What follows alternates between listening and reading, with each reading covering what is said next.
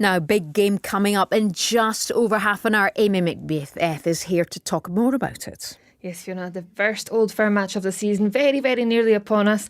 Rangers manager Michael Beale insists they aren't dwelling on their Champions League midweek exit, instead very much focused on improved domestic form and the opportunity to go above Celtic when they host their Glasgow rivals at Ibrox. That's at midday.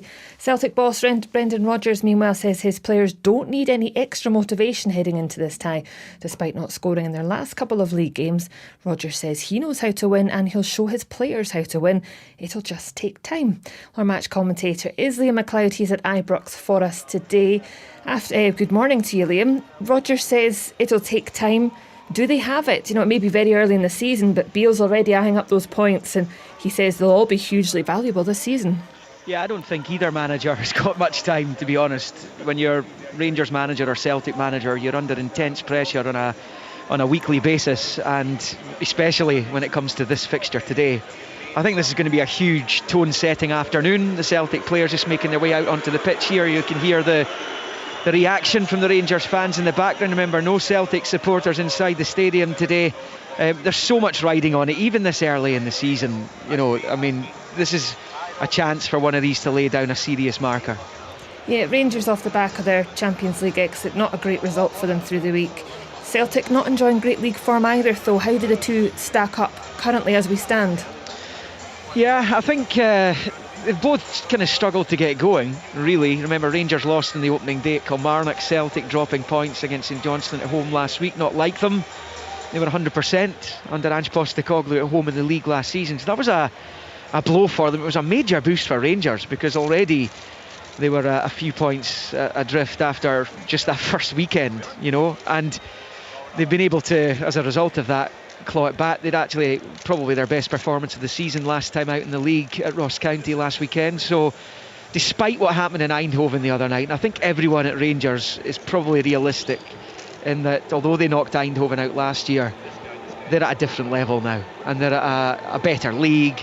It's a better standard. So whilst it was disappointing not to get into the Champions League, the Europa League might actually be where they are more comfortable and most comfortable in when it comes to European competition. For Celtic, it's not often they go a couple of games without scoring, and it's even rarer they go 3 without scoring today. There's big pressure on both managers. The Rangers players make their way out. We're hearing a bit of it now, and you mentioned about the ticket allocation. That's something causing a bit of controversy. We saw it with the last 2 derby matches last season. It does impact the atmosphere, I guess, when you're the visiting team especially. Can you explain the situation for us? Yeah, I mean, look, they've been in dispute for a while, these two. You might remember that once upon a time, Celtic and Rangers enjoyed big away supports at the respective sides of Glasgow. So, for example, when Celtic were here in previous years, going back a few years now, right enough, they would take up the whole of the Broomloan Road stand, which is off to my left just now. So it's like 4,000 or 5,000 would be in there. And Celtic would reciprocate that with Rangers supporters at the other side of the city. I think that since the dispute came in, there was no visiting fans at either ground. They then brought minimal fans back. Last season we saw Celtic fans in a pocket here in the January meeting, but for this one, I know Rangers are keen on bringing an away support to Celtic Park for the next one. Celtic turned down the tickets for this one here at Ibrox today. So what I would say is that across the world, across Europe, there's not too many of the biggest fixtures in the leagues have no visiting supporters. So from that point of view, and for the visiting players, it's a bit of a blow. And I think many people, Rangers and Celtic fans, are hoping that this will be resolved at some point. There will be some who are quite happy for it not to be resolved. But it certainly, I think it takes away from the spectacle. Thank you very much. Well, you'll hear plenty more from Liam McLeod as he's at Ibrox for Rangers against Celtic, that first big Old Firm derby of the season. At 3, Aberdeen host Hibernian and Hearts take on Motherwell.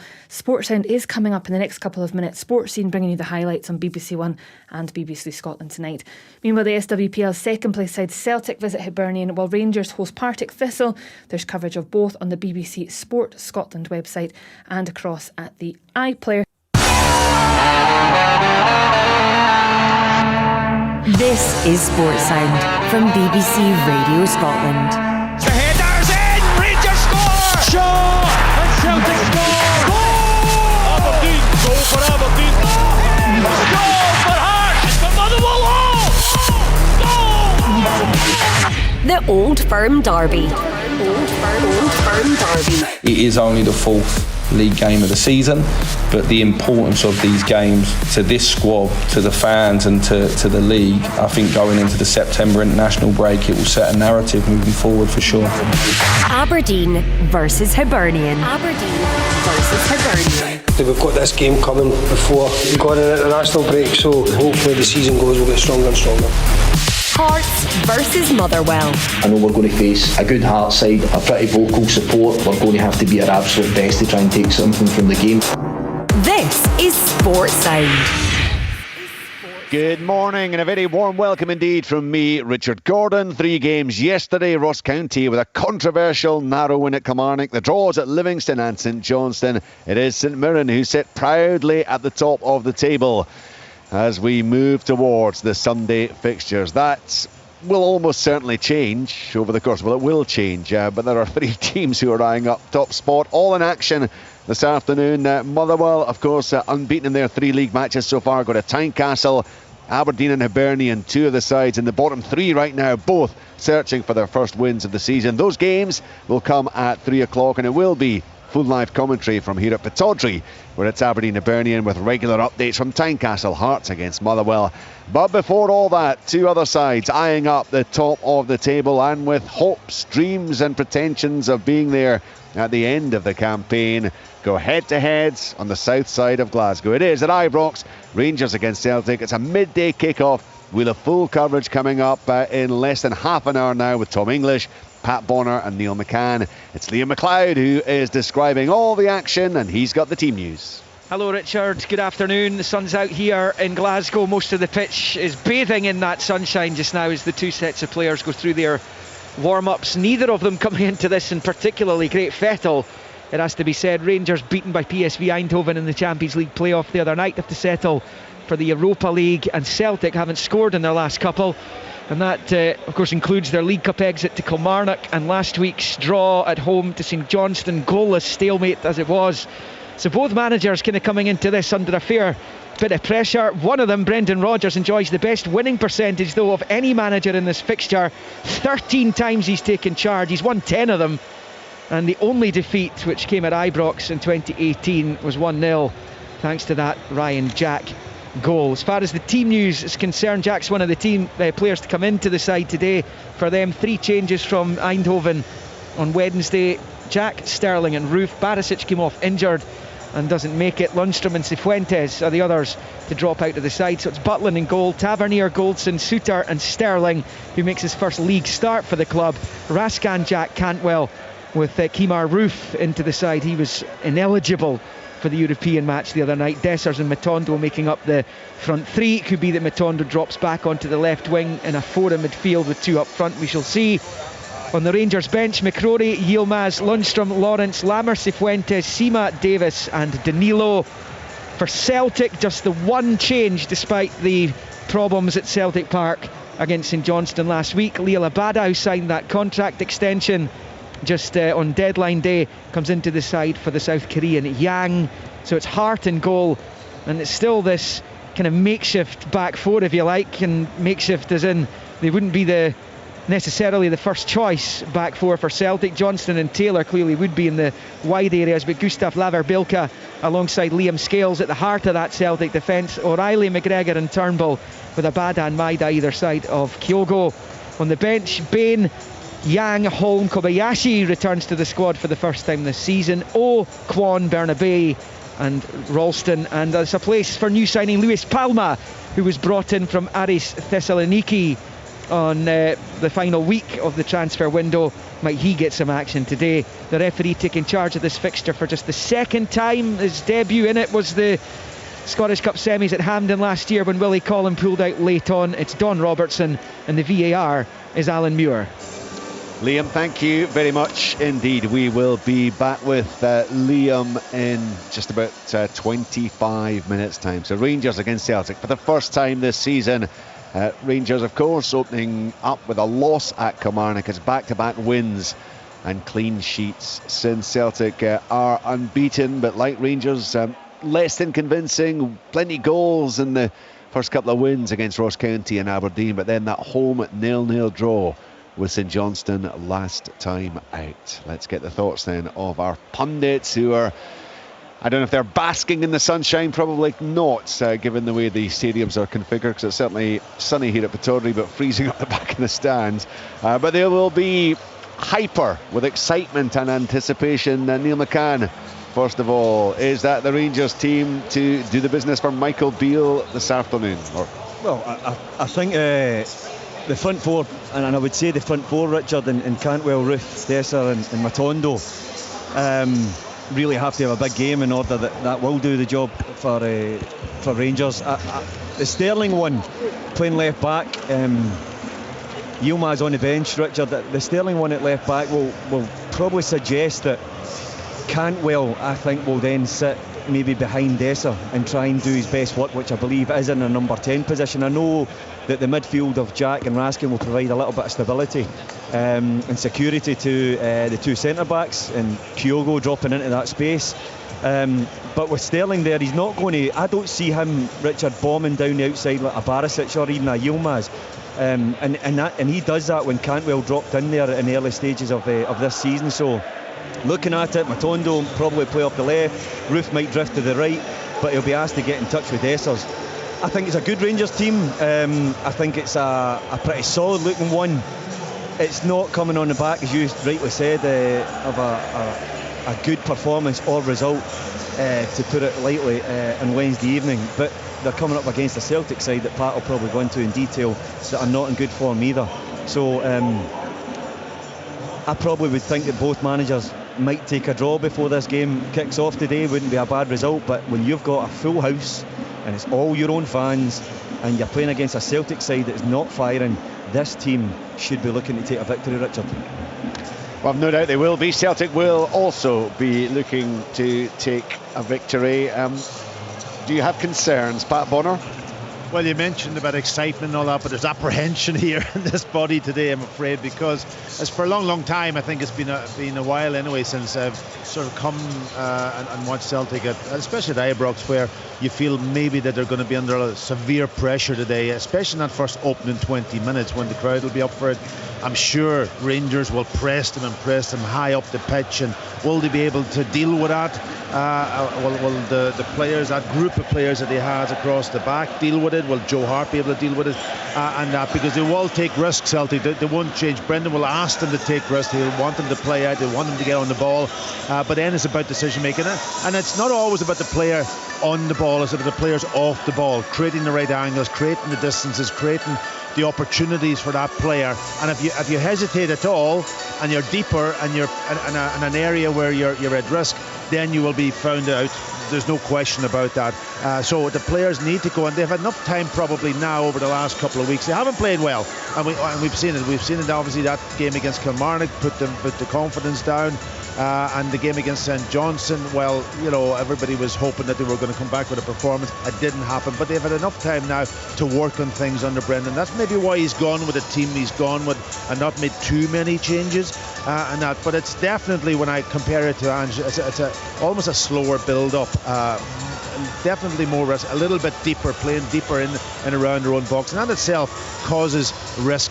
And if you don't have a group of players who are confident, that, you know, and that's what I'm going to look at today. Will they have confidence? Will they be able to break that press and play out? And if they have, then they've got that ability up in those front areas with Maeda, Abada, Kyogo, and we want to see a performance from them also. The front line has got a bit of familiarity about it. Abada's had a really good period against Rangers where Barisic has been playing and scoring goals. He's a real threat. Maeda going back to the left side, I think, will give Celtic the power down that side to probably match James Tavernier going forward. So I'm looking at that front line for Celtic with Matt Riley and Turnbull and McGregor behind it and thinking that's still really strong. Yeah, and they've got pace in those areas, there's no doubt about it. It's interesting, obviously we've discussed a lot about Kyogo and what's been asked of him this season compared to coming deeper before. You mean? Coming deeper. He almost wants them to play a bit of a box in the middle of the pitch, and then maybe we've seen in the very first game against Ross County where you had Turnbull breaking into the box beyond Kyogo and Kyogo playing him in first time, and he's been asked that. But the problem for Kyogo then is he's not in round the areas that we'd have come to expect last year when he was getting across the front post and round that 6-yard box, because he's almost have to, no matter what speed you obviously have to make up another almost 8-10 yards. So his chances this year, it's all been around the penalty spot.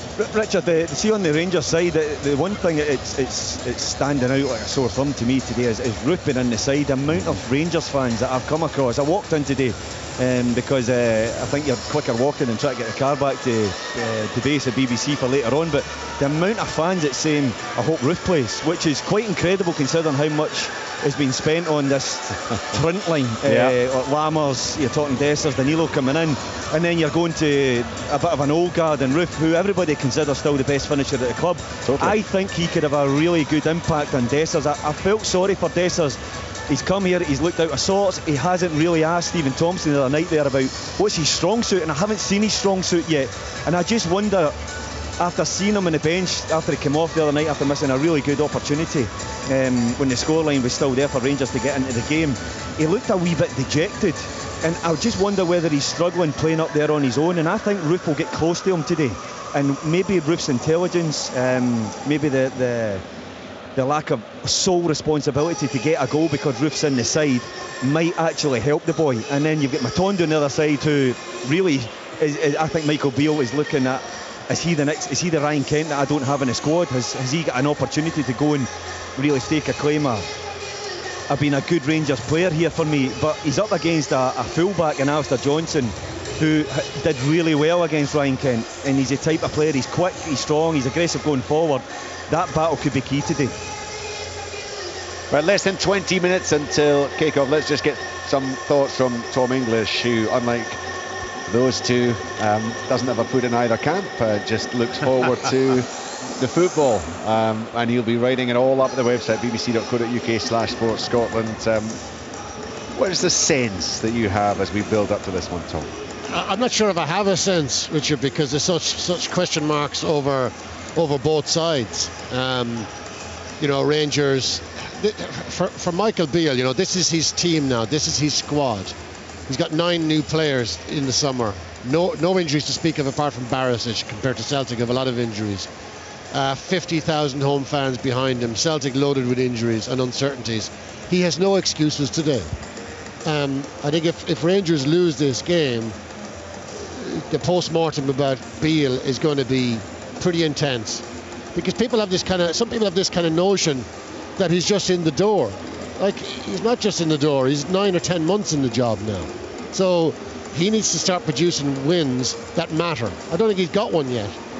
You could talk about the 3-0 last at the end of last season against Celtic. The league was over. It didn't matter. No. From the flip side, Brendan Rodgers, injuries, 3 centre-halves injured, Hatate injured, not scored in 2 domestic games in a row for the first time, I think, it must be 4 or 5 years since that's happened. A really hostile reception after the 0-0 against St Johnstone at Celtic Park the other week. So they're kind of in a state of flux. They're big game players, a lot of them, the ones that they hung their hat on for many years, like McGregor, not playing well. Kyogo in his kind of new role, dropping deep, not having the impact that he's had under Ange Postecoglou. So to call it's really hard. I don't know. I mean, I tried to think of a time when both sides of the divide have come into this game feeling pretty low about themselves. And I couldn't recall. Would both managers now take a draw today and get out and be quite happy that it's early in the season and that they can get their both teams going? I think Brendan Rodgers, when he's got such a phenomenal record against Rangers, I'm not sure he'd take a draw. I think the pressure. Publicly anyway. Yeah, but before you take us down another rabbit hole, Pat, we need to hear from the two managers. So we'll start with the Rangers boss, Michael Beale. Michael, another massive occasion at Ibrox. How would you describe the magnitude of today, given the context coming into it?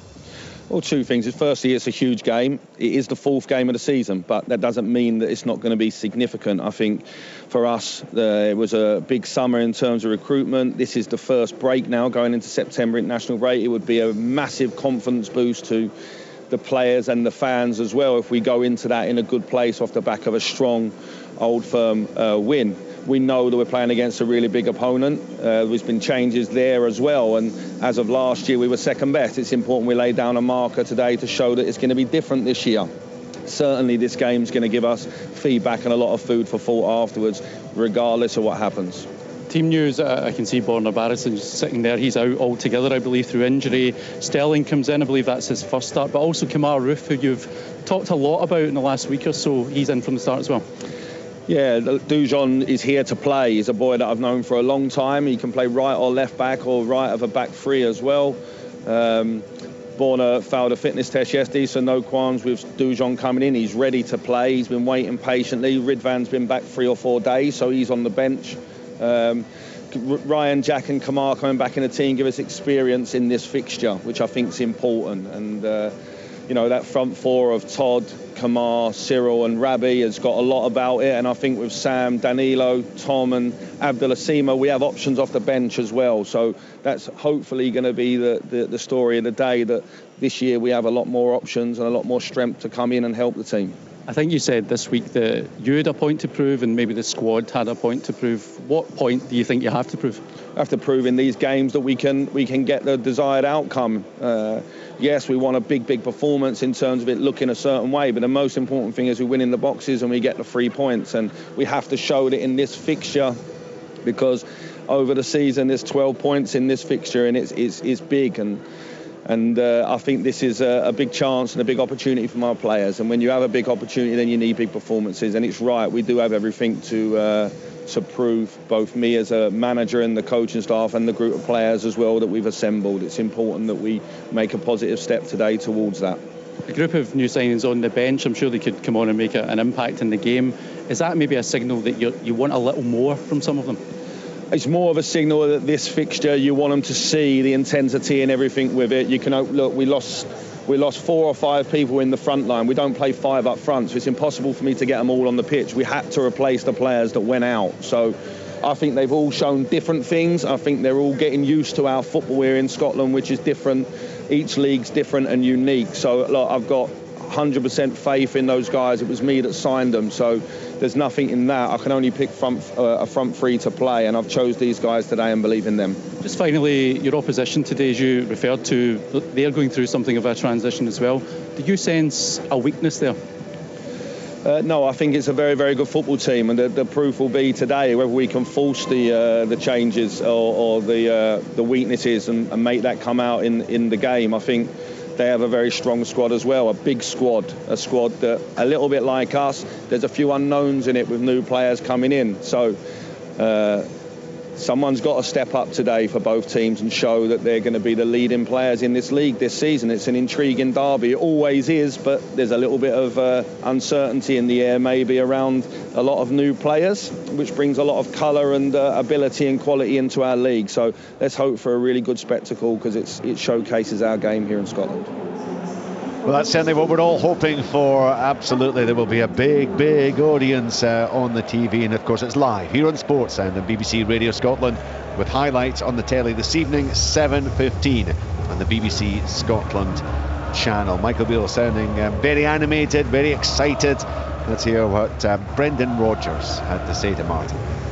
Brendan, I asked your counterpart Michael Beale to sum up the magnitude of this game. How would you, given the context that you come into it? Well, listen, Celtic Rangers Celtic, they're always important games, but it's very early in the season. You know, we're still a team that's piecing together. We're obviously got players that are unavailable for us. So, but still very early. I understand, you know, the magnitude of these games always, but also I have a sense of reality where it's at. Still very early, and we look forward to the game. I think one or two supporters may have hoped or expected rather Nat Phillips to either feature or be in the bench. Why have you decided not to do that, and Bernardo as well? Yeah, well, both players, they haven't had a lot of game time in pre-season. So that comes in, and obviously we'd spoken to Liverpool before signing him, and that was one of the considerations that we had, that he was going to be ready after the international break. So we have to respect that. He's a Liverpool player, but after the next couple of weeks, he'll be fine to be involved.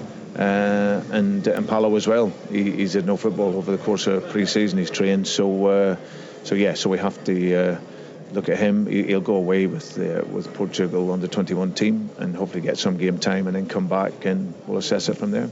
It's also on the flip side a big show of faith in the two guys that are in the centre half positions.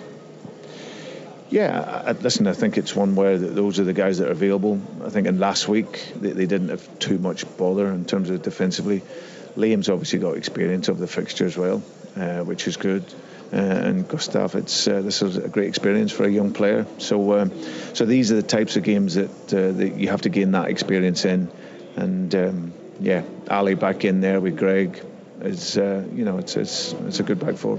Well, no, as you say, it's early in the season. You're trying to implement change. You've had a lot of injuries as well.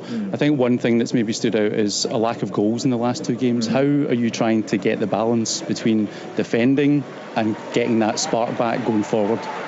Well, it's just, I would say it's probably more finishing. I think that if you look at the games, it was a challenge for us at Kilmarnock, and obviously we didn't score, but we had early chances to score. It's certainly not a defensive outlook, and I think if you look at as I said, I've said it a number of times, if you look at my body of work, I'm an attacking creative coach.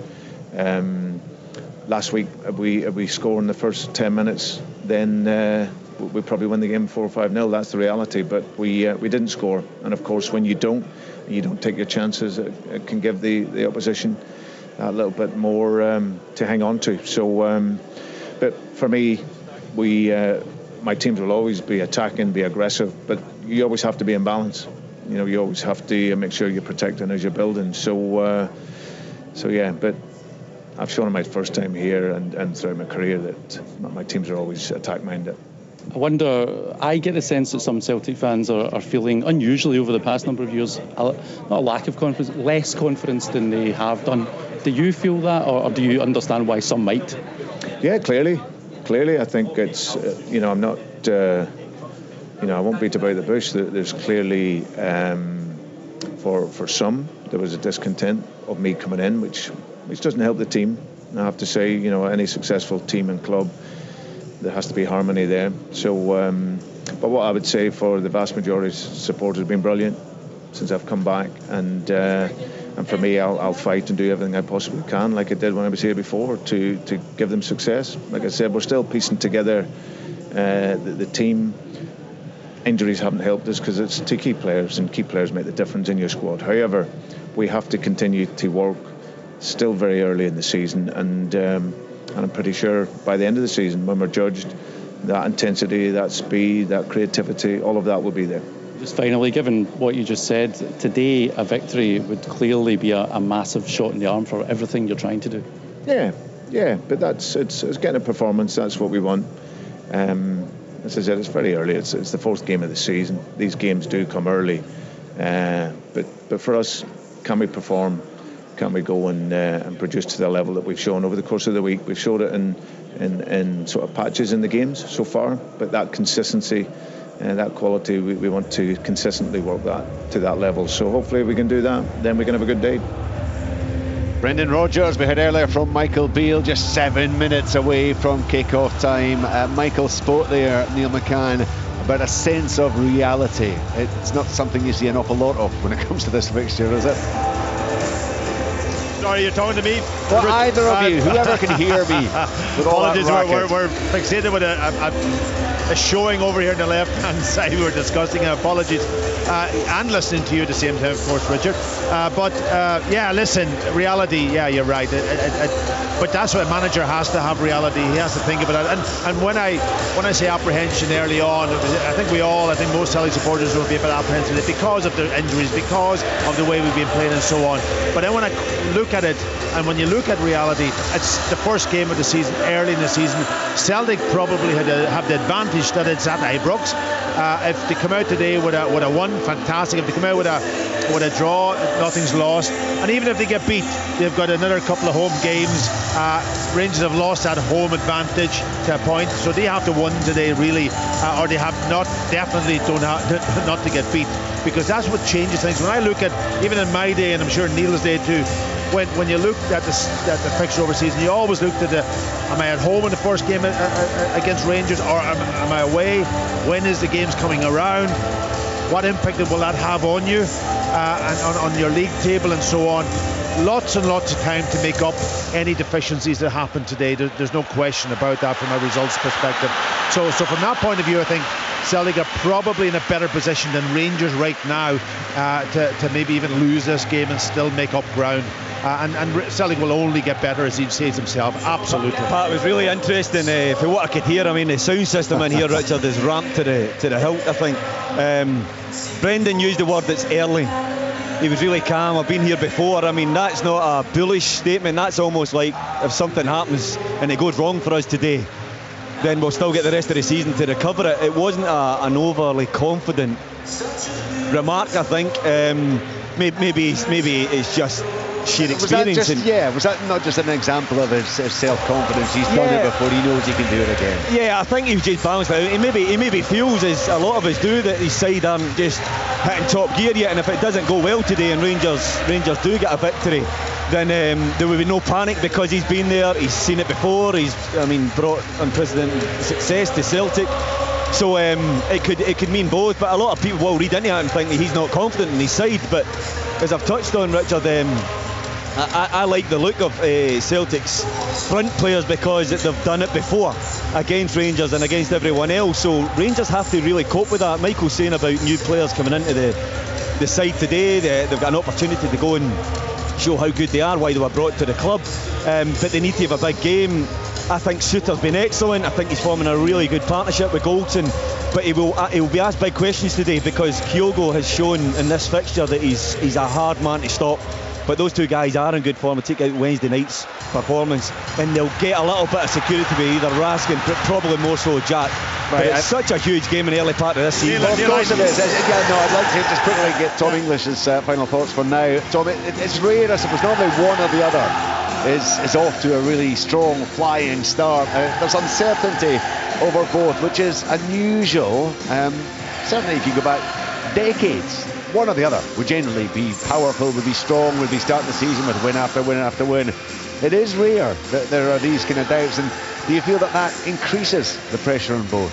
Yeah, I do, yeah. It's a kind of game of jeopardy, Richard, for both managers, for both sets of players. I think Rodgers, the last couple of games have been poor, but he's got such credit in the bank. And I think if Celtic lose today, obviously it's going to be a very, very sore one, and there will be recriminations. But I think broadly, among the Celtic support, they'll say, look, Rodgers is he's the top manager, he'll sort it. Might take a bit longer than we'd like, but they'd sort it. I don't think Beale has that latitude.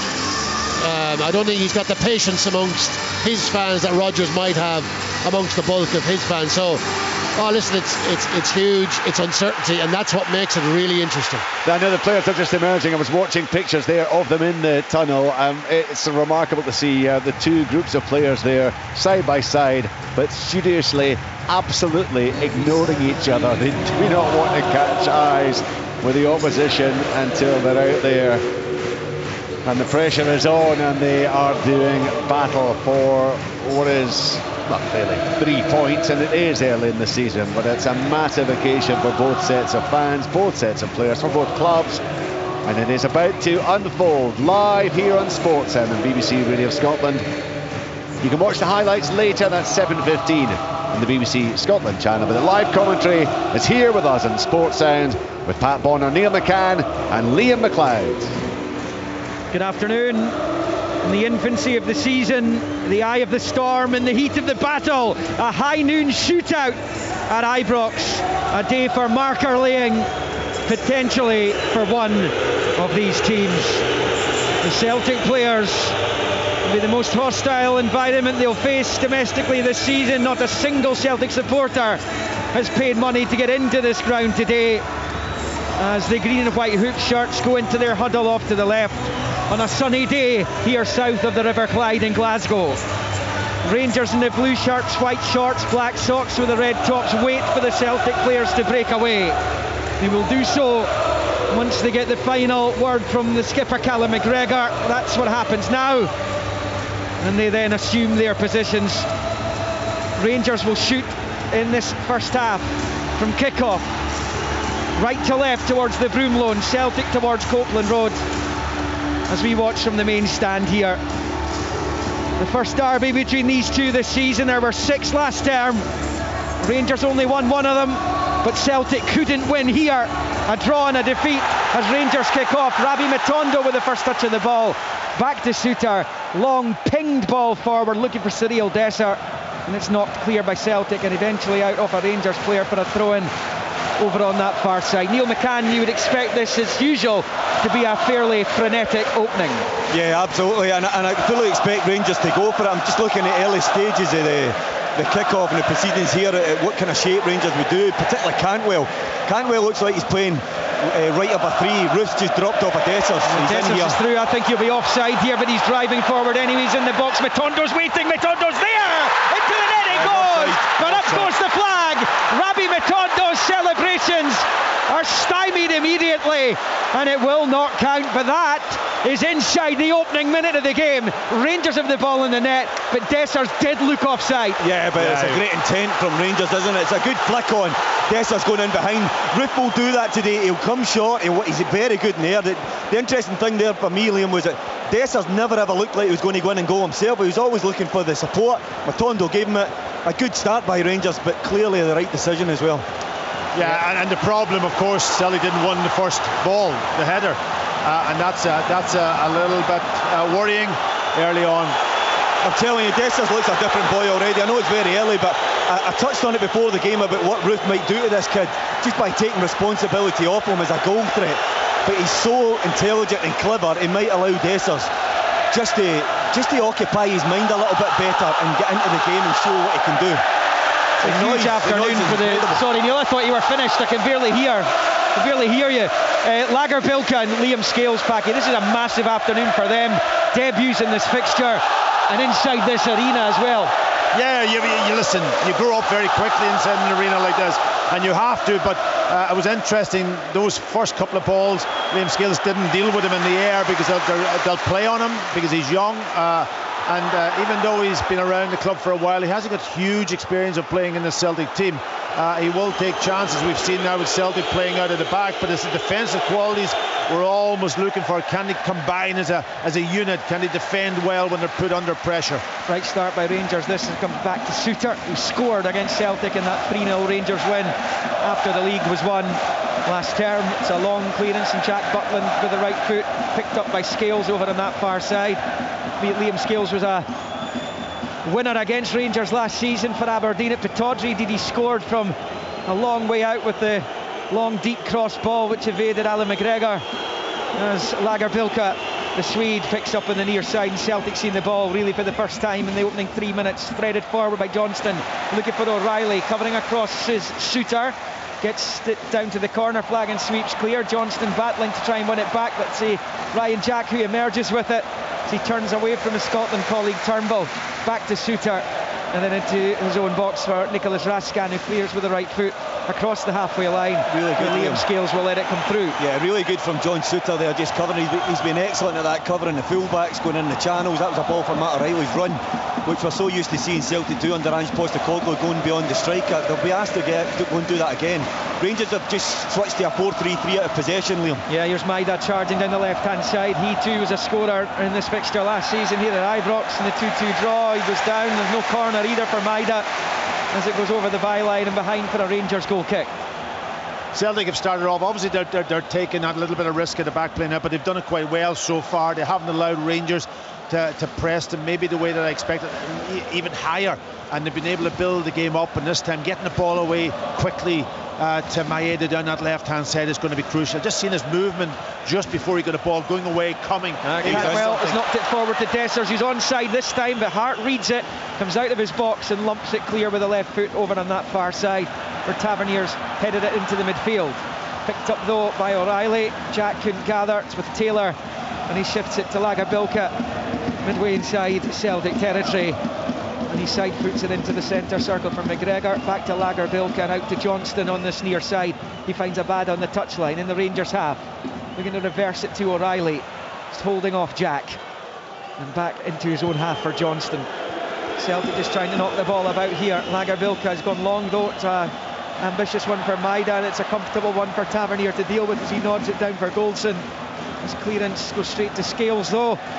Scales and Taylor exchange passes. Scales finds McGregor. Now it's Turnbull, rolls it to the left for Taylor. Looking up at the Rangers box, finds Maida, touches it back the way. It was behind his intended target, but O'Reilly keeps it alive for the champions. Here is McGregor to Taylor, to Scales.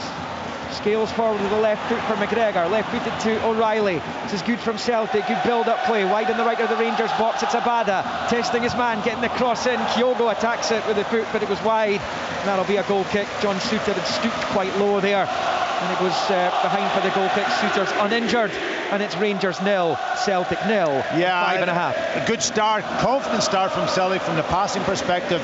Better than I expected. Getting control of the game, keeping the passing up, playing off their first, second touch, progressing well up the pitch. And it was interesting when they got into that sort of wide area, the run from Kyogo in the box, getting across the front post, which again, you know, we talked about it before the game. Maybe that's the little change they've made, play him a little bit higher and allowing that space. And the other thing is McGregor seems to be controlling the game from the middle of the pitch.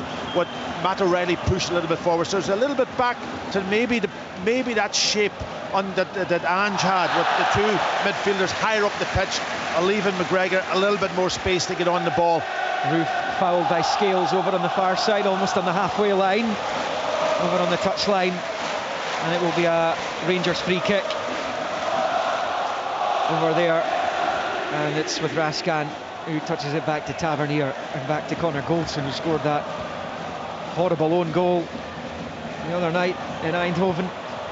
As Jack decides to go back to his keeper, you've got to be careful with that, but Kyogo looking to get onto it, but it does make it back to Butland, who launches it clear, helped on its way by Dessers. Now it's Roof to Cantwell, hoist it forward towards Dessers, holding off Scales inside the Celtic box. Scales is in a bit of bother here. Dessers smashes it across, bounces off McGregor. The Rangers fans claim handball, looked like it came off his knee actually.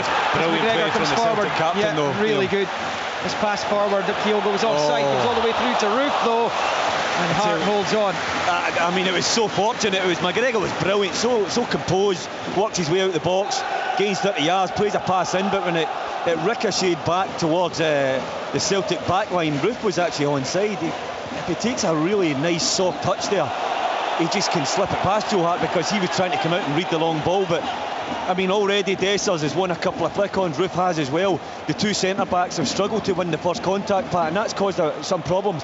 But you can clearly see that what they're doing, they're 4-3-3 at times, Rangers, but then Roos try to get in front of Dessers to win flick-ons, and Dessers is the boy that's going beyond. That's 2 or 3 times now they've stretched Celtic's defence. 0-0 in the 8th minute as Dujon Sterling tries to win the throw-in. It's gone Rangers' way. Brendan Rodgers was appealing. This is right in front of the watching Celtic manager. Sterling throws it short to Jack, back to Sterling, tripped by Abada. Rangers free kick down on this near side. He really does have an exceptional record in this fixture, Brendan Rodgers, including a 5-1 win here, of course.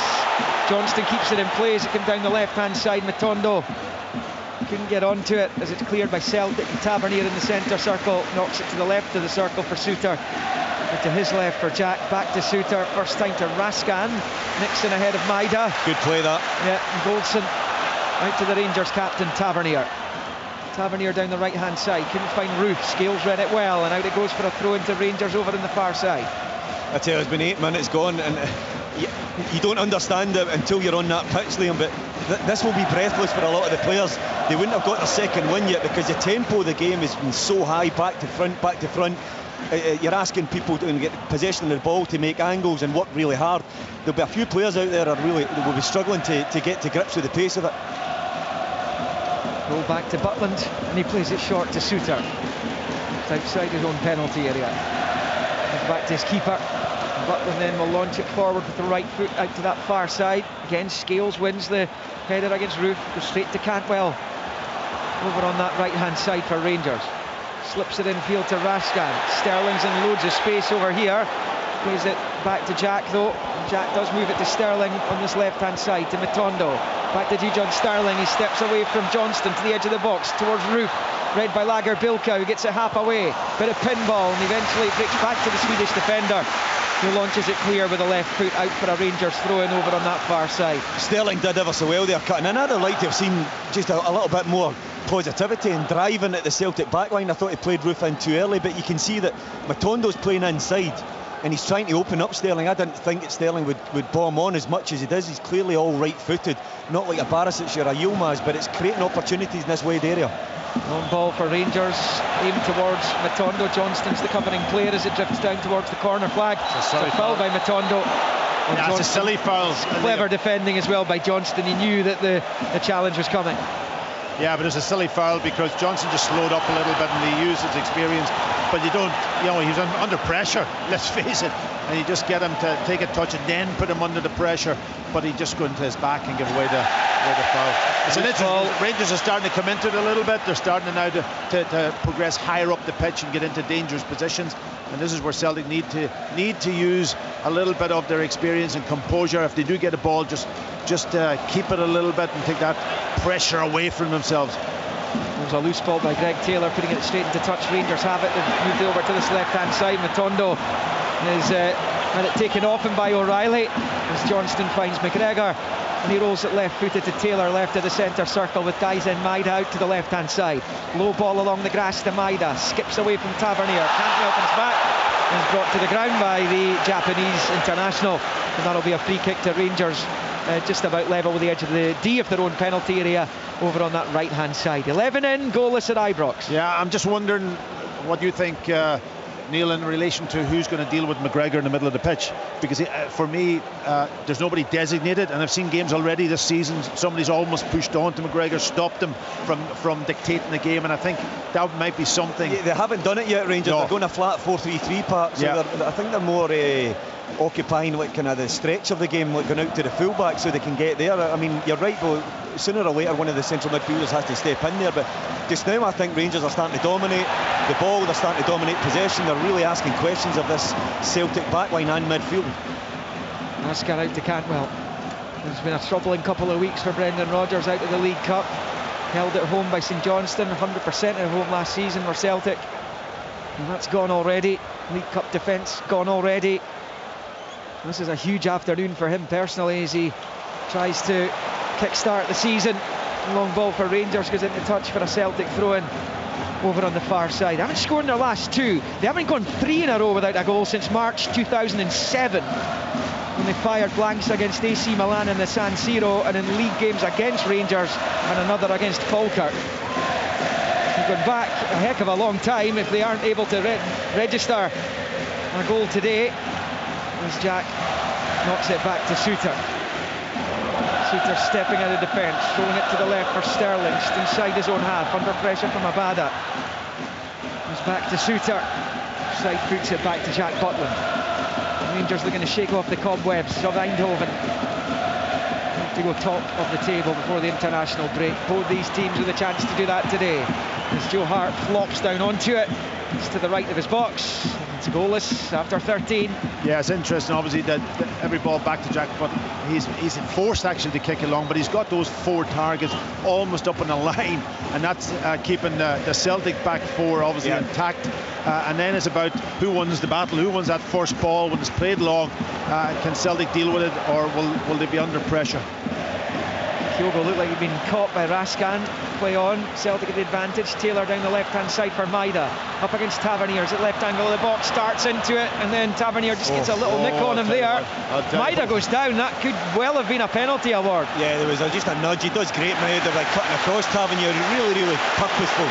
And had he gone down, he would have really asked the question of probably the VAR would have got involved. I'm not sure if Don Robertson would have given it, but again, driving into the box, it was just ever so slight bump, and I mean, you can show the honesty of the man made it. He doesn't really play for it or cry out for a penalty, but certainly a little touch. It's interesting, you've got down to get a penalty. It's the long ball out towards Sterling, can't get there, and that will be a throw-in to Celtic. I guess if the player's impeded, the player's impeded. Yeah, well, I would say so. It's not going to be looked at, of course, but Liam, just something that's developing that I touched on at the start of the game about Sterling, whether he'd be up and down the pitch, and he's run off Abada probably about 3 or 4 times now. I don't know what's in the boy's engine, whether he can get up and down the pitch the whole game, but when he's going forward, Ryan Jack's coming across and protecting the left back area just in case of a counter-attack, but what it's doing, it's giving a man overload in the wide area for Rangers. Celtic ball down on this near side. Rangers wanted a free kick in the midst of that. Here's O'Reilly picking it up and running it out of play. Rangers throwing. Jack over it midway inside Celtic territory. Bowls it back to Raskan. It's it under control, and then he elects to pass it back to Goldson. We tick towards the 15-minute mark. The first derby between these two this season. No goals as yet. Suter square to Goldson. Showed a little bit too much to Turnbull, but he's found Cantwell. Cantwell's pass bounces off Turnbull and goes back into Celtic possession, back into their own half with Scales out to the left for Taylor, to Turnbull, and back to Liam Scales, left of the centre circle, McGregor. Scales again to Lagerbilke. Here is Johnston. That's what you're talking about, McGregor. Yeah. McGregor always showing for the ball. Left-footed pass, looking for Abada. Can he find him? Yes, he can. Abada fires it across. Kyogo misses it. And then Suter clears. As Tavernier got there ahead of Maida at the back post. What a chance for Kyogo Furuhashi. Oh, he's got to score. I think he stepped over the ball. No, he tried a little back heel part. I think he was maybe beyond the ball across the front post. He was trying to just catch it with the back heel. It started from almost in Celtic's half when McGregor getting space, opening up and played a brilliant weighted pass in between the centre half and the full back for Abada to come on, and all he had to do is put it across first time, and Kyogo was there. What a chance. I think the best chance so far of the game. It is, but what a pass from Callum McGregor. It's outstanding. Out to Abada on this near side. Kyogo's trying to flick or try to dummy. Either way, the chance is gone, but here comes Celtic again. Turnbull with a reverse ball into the box low, but it comes right through to Butland, and it remains 0-0. Well, that's what you're talking about, Pat, about McGregor just being alone there. It's okay when you're in possession, but out of possession, I feel you do have to sit in him because he's the dictator of the play. He organises the attacks from that central position. His ball inside Sterling was magnificent. Abada absolutely put it on a plate for Kyogo. Maybe his run took him across the near post too early. But I tell you who did defend well, I think it was James Tavernier at the back post, because Maeda was coming in for a tap in there as well. So Rangers got away with one there. And ball are going out of play on the far side for a Rangers throw-in, despite the best efforts of McGregor. Yeah, contrary to what I maybe thought, I thought Celtic might have gone a little bit deeper and taken the heat out of the game a little bit and tried to, but they're actually playing higher up the pitch, and I think that's been down to McGregor being having the opportunity. Yeah, you're right. He tried, just watching this replay, he tried that little kind of almost back heeler, wasn't it? And I think he should have went with his normal foot, right foot, yeah. Yeah, and play it because he had space and time. But interestingly, for Kyogo, he's got across the front post a couple of times now, and I think he's playing higher today. He's not dropping as much as he has been in the last couple of games, so they've probably worked on that. Rangers fans getting a little edgy just the last few minutes. Celtic have dominated the ball, and they've had that opportunity for Kyogo as well, but here come Rangers. Matondo with a long one looking for Dessers. Hart comes to the edge of his box and heads it away out to the left-hand side. Greg Taylor onto it. In a good few minutes for Celtic. They're settling into this game. I was going to say, contrary to what I thought, they're actually playing with a high pace, high intensity. They're passing the ball well, they're moving it well. Yes, they have to defend at times, which is always the question mark when Rangers put them under pressure, but I think they're good. They're not bad, they're in a good position at the moment and the way they're playing. They're trying to adapt here now, Rangers, because I'm watching Dessers now. They're leaving Lagerbielke on the ball, who doesn't look brilliantly comfortable. I must admit, when he steps in there, that's 2 or 3 kind of slack passes that he's tried to punch into the midfield area, and it's been cut out. So Dessers is dropping onto McGregor and then deciding when to jump onto the centre-back, but they're encouraging him to step out. Tavernier dinking it forward, looking for Dessers, not clear by Lagerbielke. Comes back to Tavernier wide on the right, but he can't keep it in play. And Celtic have a throw-in over on that far side. 2 huge games to come at 3 o'clock here in Sportsound this Sunday afternoon. Aberdeen against Hibernian, both looking for their first wins of the league season. And it's Harden Midlothian against Motherwell at Tynecastle. Motherwell, one of a handful of sides with designs on top spot going into the first international break of the season. A long ball for Dessers, into the Celtic box he goes. Again though, just a bit too much onto it, and Joe Hart claims with both gloves. It's knocked out to McGregor. Dessers is playing up against Liam Scales a lot because he feels maybe physically that he can handle him, and those balls is played up on top of him. He does have that, but so far he hasn't had a real chance. Apart from that, he was well offside. Yeah, that's going to be the question. Can the 2 centre halves from Celtic deal with that physical presence today of maybe Dessers, and if Roof's up against him also? Foul by Abada on Sterling on this near side in the Rangers half.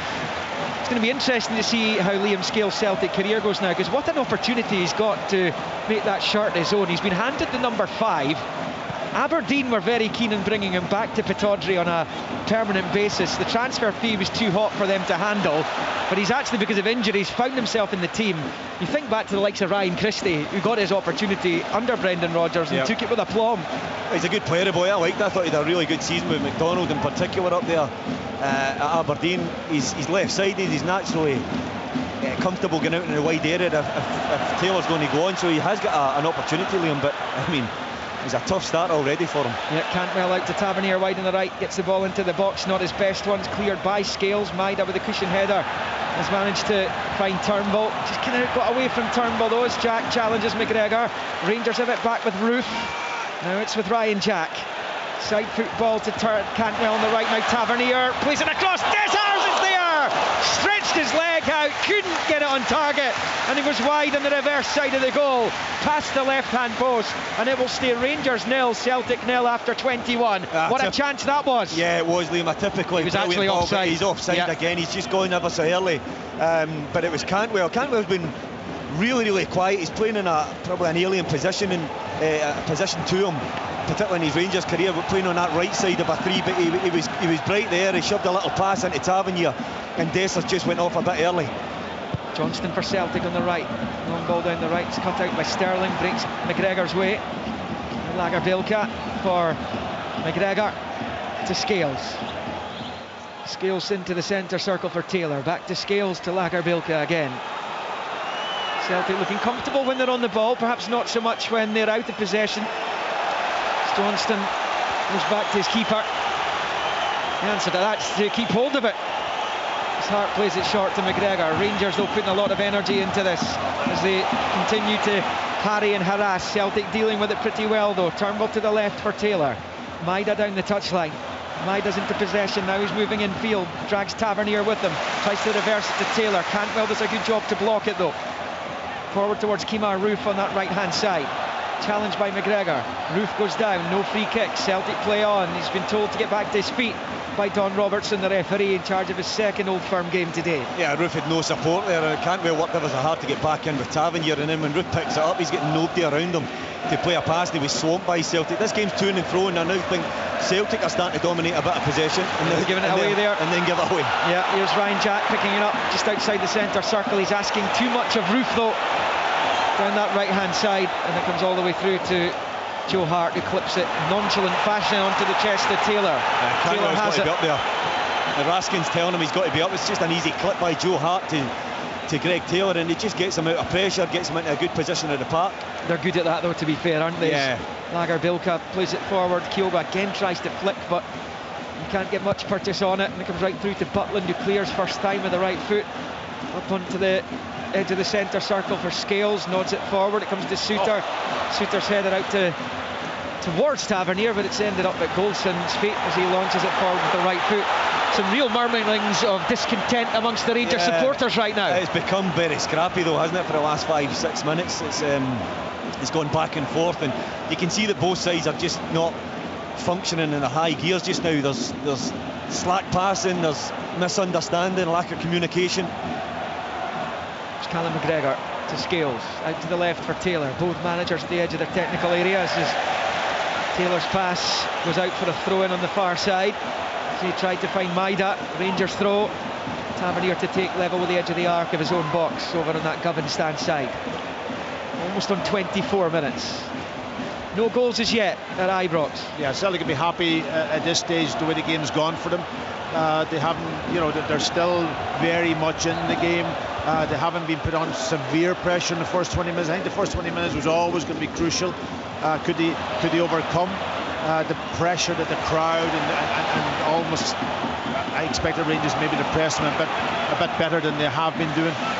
Sterling reads the Johnston pass, but his ball in turns blocked by O'Reilly and out for a throw into Rangers on this near side. And taken by Jack, bowling it back to Suter. And John Suter stepping forward, he likes to do that, but he's run into trouble. Celtic have it back, and now O'Reilly's popped it through to Kyogo, right hand side of the box, he's in. Kyogo for a Hashi, blocked on the line somehow by Connor Goldson. Well, how on earth's that not gone in? And Kyogo is wondering that himself right now. Here comes Celtic again, a bad cross. Again it's cut out by Goldson, and it's launched up high into the air. Celtic tried to keep the attack alive, and I think Rangers have cleared it for now. It's out on the left with Taylor. Infield to Callum McGregor. Well, he's perhaps got a little bit of making up to do. The tie was gone by the time Goldson put through his own net there in Eindhoven the other night. That's two crucial interventions there by the Rangers number 6. Well, you'd have put your house on Kyogo scoring. I know there was a kind of an acute angle that he was running out. The goalkeeper did okay to get something on it a little bit to take the pace out of the ball, and then of course Goldson clearing up. But what a chance! And Suter getting caught in the ball, trying to step out and do something that he shouldn't have been doing. And Celtic pressing him and winning the ball back. But Kyogo, but again, it's a beautiful ball. It's a lovely little run by Kyogo just in behind the Rangers defence. And I wasn't sure if Jack Butland got a touch on it, but he's trying to just slide it under him. And then Connor Goldson does ever so well to get back. It's brilliant blocking by Goldson. Meantime, Celtic have won a corner.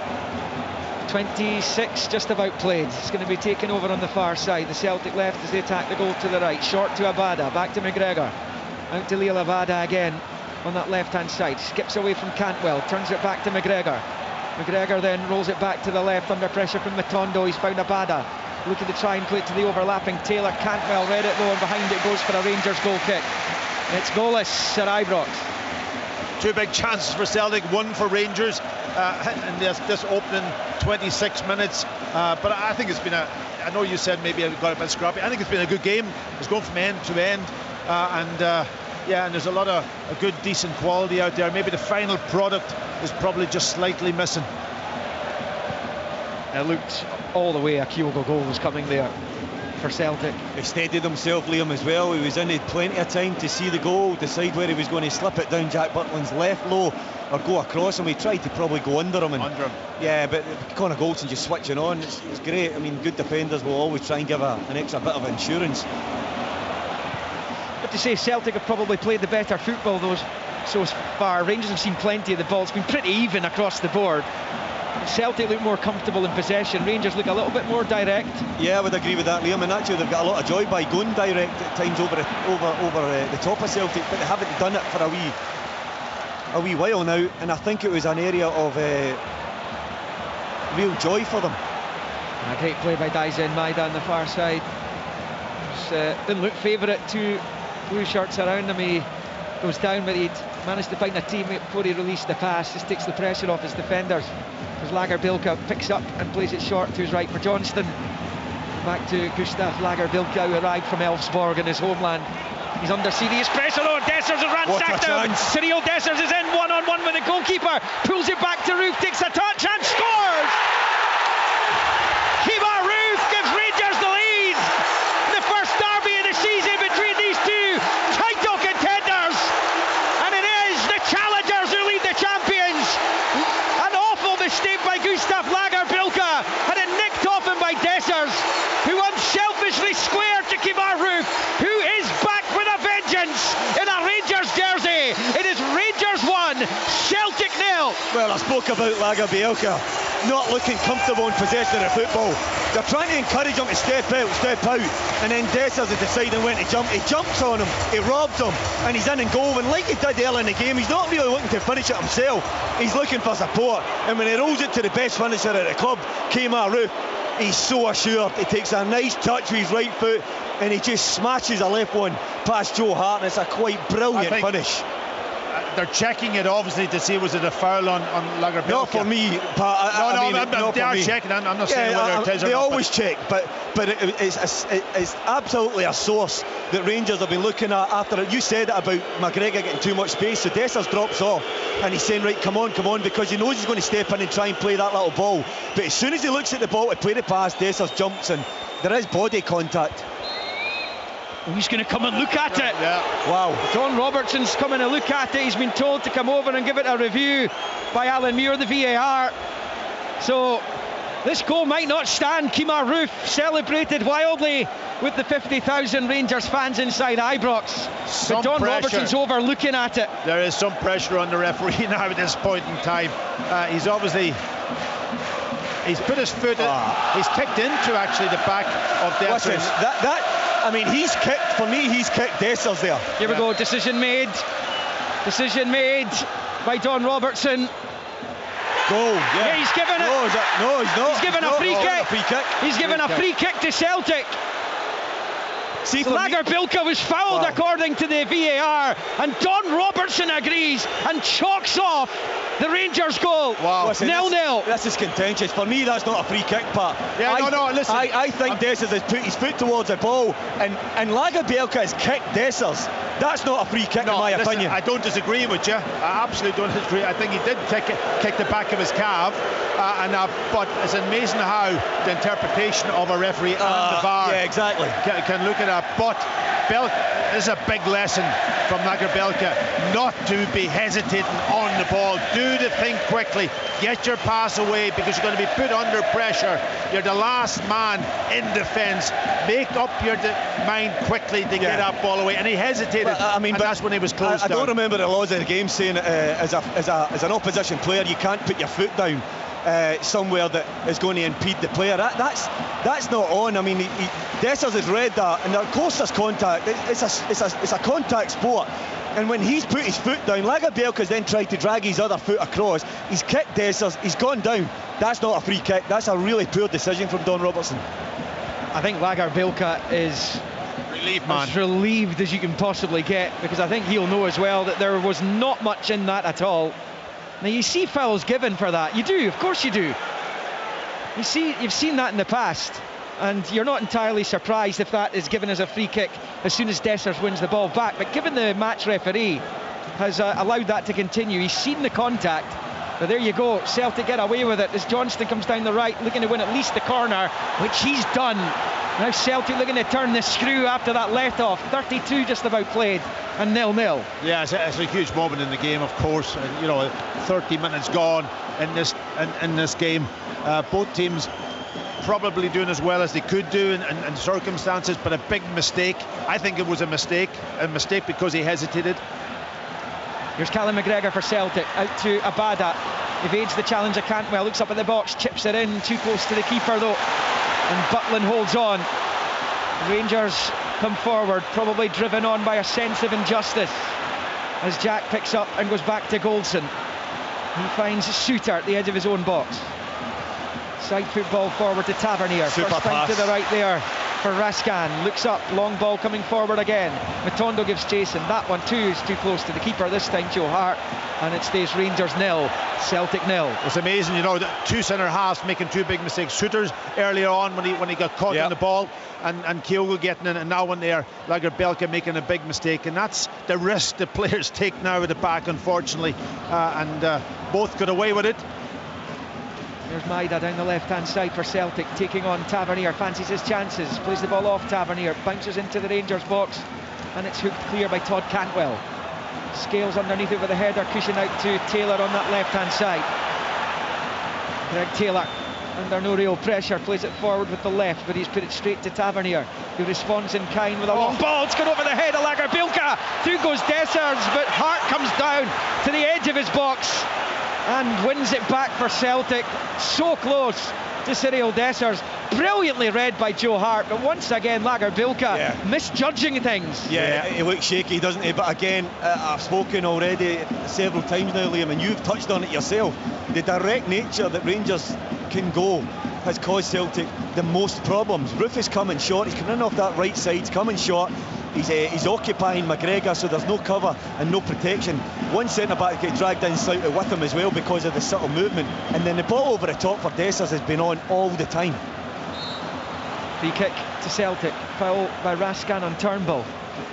Yeah, I did say also the physical element, that bit of pace, and they've got to just read the game a little bit better. Even if don't go tight, drop off, whatever they do, but they've got to get to the ball first and not allow it to bounce. Joe Hart's position's good. Great. Is a sweet, really good. I actually still think Dessers hesitates ever so slightly. I think if he's braver there, he knocks it past Joe Hart. Matondo was caught by O'Reilly there, but it's come off O'Reilly last and out for a throw-in to Rangers on this near side.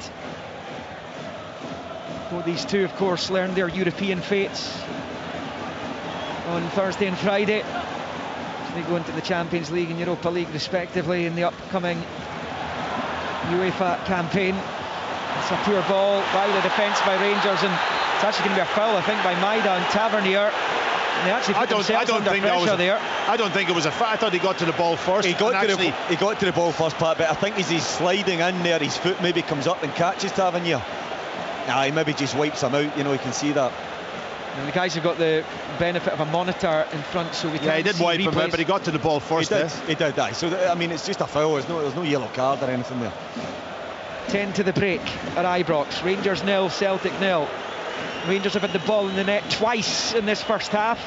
In the opening minute through Matondo, Dessers was offside. He was clearly offside. And then Kemar Roof scored what looked like to be the opening goal before Don Robertson, the referee, was asked to come over, and he gave a foul on Lagerbilka by Dessers, so the goal was ruled out. And it was interesting when Dessers got the ball and he raced through again. His first thought was, I want to pick somebody out. He didn't really have the confidence to go and maybe strike it himself as an out-and-out striker. And it was the same with the one that he was offside on. Yeah, the one with Matondo. He's always looking. Maybe he's just not feeling it right now, but he chose the right decision and Roofs dispatches it. But yeah, we'll get into that at half-time, no doubt, when the guys pour over the replays back at PQ. Scored 7 times for Cremonese in Italy last season. His team was relegated from Serie A ahead of his move to Rangers. He's managed a couple as Tavernier crosses in. It takes a deflection. Scales does well, though. His ball out of defence. Taylor's been caught napping, though. Cantwell with a delicate chip, and it's held on to by Hart at his near post, with both Roof and Matondo lurking behind him. Stays nothing each. Yeah, that little hesitancy again from Greg Taylor just in the box, taking a little bit of risk to settle on the ball instead of just putting his boot through it and clearing his lines and taking the pressure right off. Of course, he's been excluded from the Scotland squad for the upcoming double-header, the huge Cyprus qualifier on Friday. Sportsound will have coverage of that. Highlights on Sportscene. Friendly with England the following week at Hampden. As Maida's chopped to the ground by Tavernier. Free kick Celtic over on that left-hand side. To be fair, Scotland are well stocked when it comes to full-backs. Will be a Celtic free kick then. It's almost at the midway point of the Rangers half, just a yard or two away from the Govan stand touchline. It's taken by Turnbull, back to Scales. Scales prods it forward there to Taylor, back out to Turnbull, then back to Scales. Low ball, side-footed forward to O'Reilly, to Turnbull, out to Taylor, back to Scales. Now it's McGregor. Celtic trying to weave a way through. Instead, McGregor goes back to Lagerbilka in the centre circle. To Scales, out to the left-hand touchline for Taylor. Good move by Celtic. Here's O'Reilly. Pulls it back towards the penalty spot, but it's blocked by Goldson and out for a Celtic throw-in. Over on the far side as the champions look to get their noses in front. Yeah, they worked it quite well. Nice little bit of interchanging passes. Centre half, midfielders all involved, and then Matt O'Reilly making that forward run into. I thought his final ball wasn't great though. Didn't get a lot of pace on it. Lagerbilka short to Johnston, to the edge of the centre circle. McGregor now to Scales. Again, the Rangers fans not happy with the ease with which Celtic are being able to pass the ball around here. Turnbull back to Scales. 7 from the break, 0-0. Scales square to McGregor. McGregor then short to Turnbull, back to Scales. They'll know with every pass the more infuriated the Rangers supporters are becoming. Albeit Kemar Roof wins it back over there. Turnbull batters it off him and out. It goes off Turnbull last for a throw-in to Rangers over on that far side. Again, it's got a little bit scrappy here.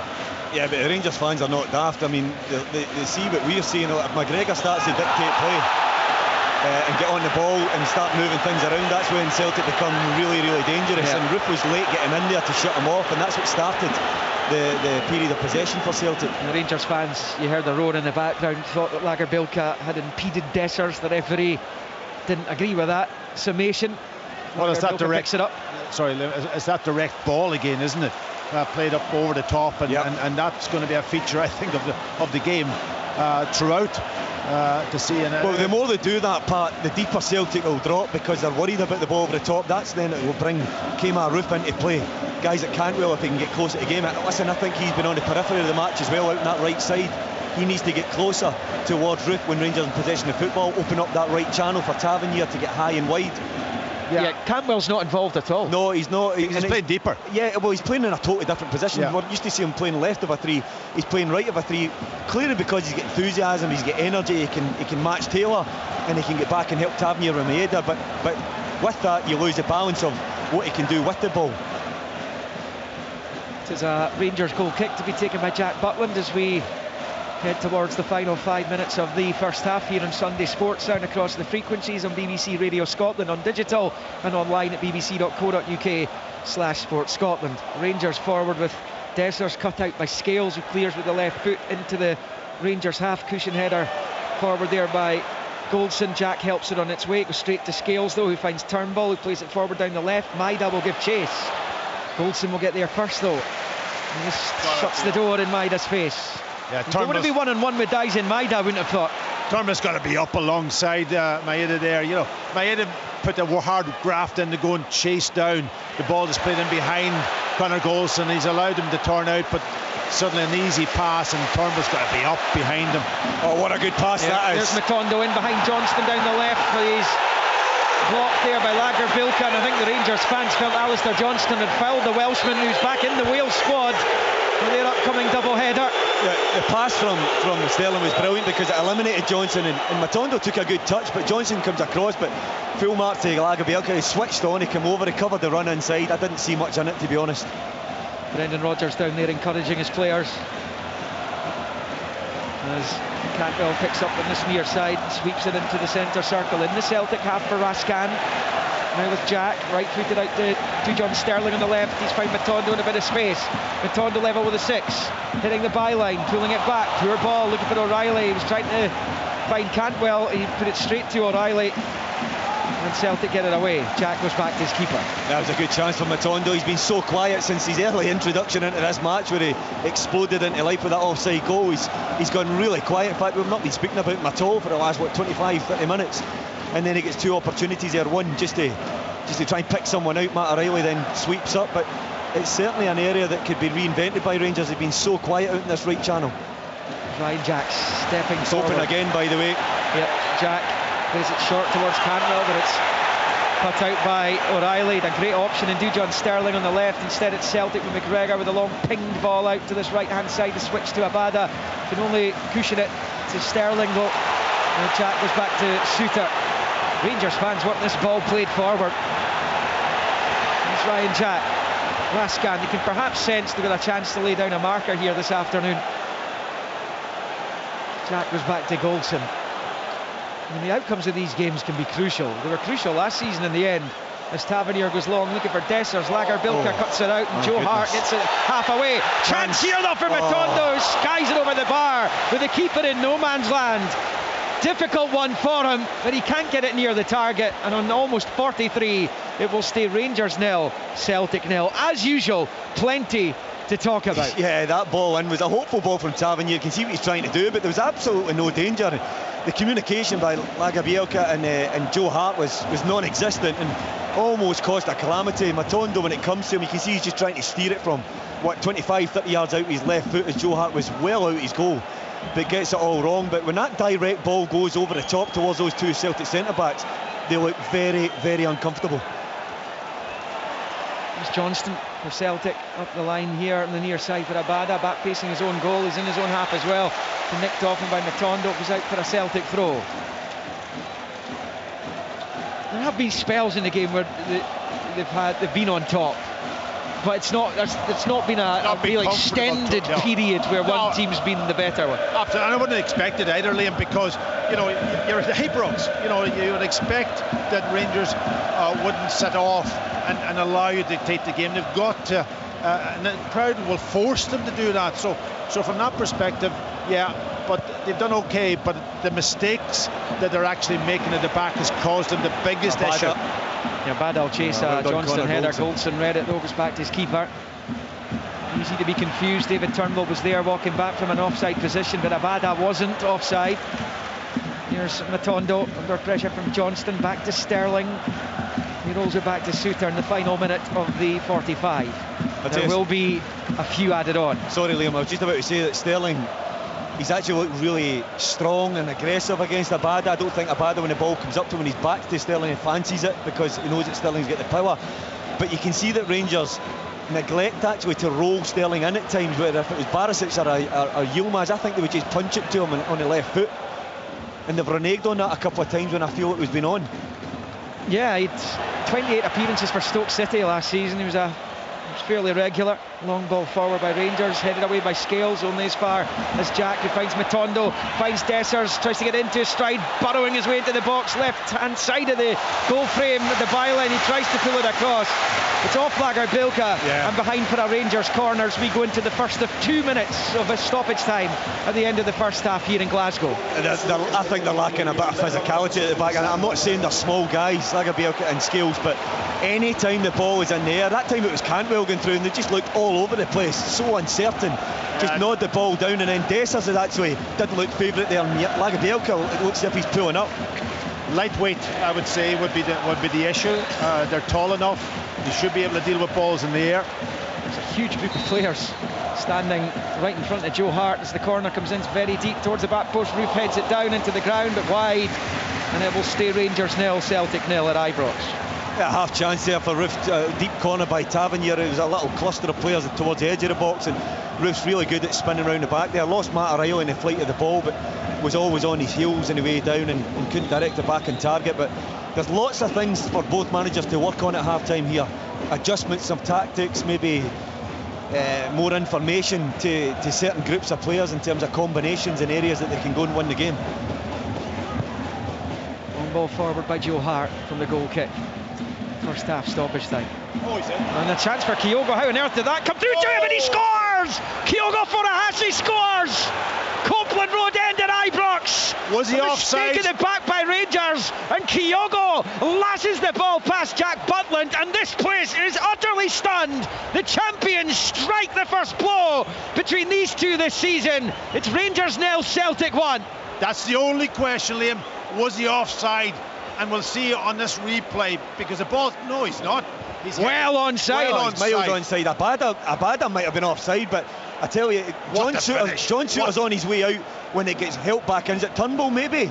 But my goodness, that is such an unerring finish. It just drops, it just smashes it on the volley first time, low past Jack Butland into the corner of the net. I mean, I was talking about team talk, that's just changed Brendan Rodgers probably, and probably Michael Beale, but it's such a cheap goal to lose. What an outstanding finish by Kyogo. Oh, half a chance really that was, but he's hit it on the volley absolutely beautifully when it's bounced up, and he hit it with a little bit of bend with his outside of his right foot, takes it round Jack Butland, and he had no chance in the goal from that distance. What a finish, and that's how the game can change when you have a striker like that up front. He's switched on, isn't he? He is really switched on. Kyogo onto it like a flash, very similar to the goal he scored at Pittodrie when Nicky Devlin headed back towards him.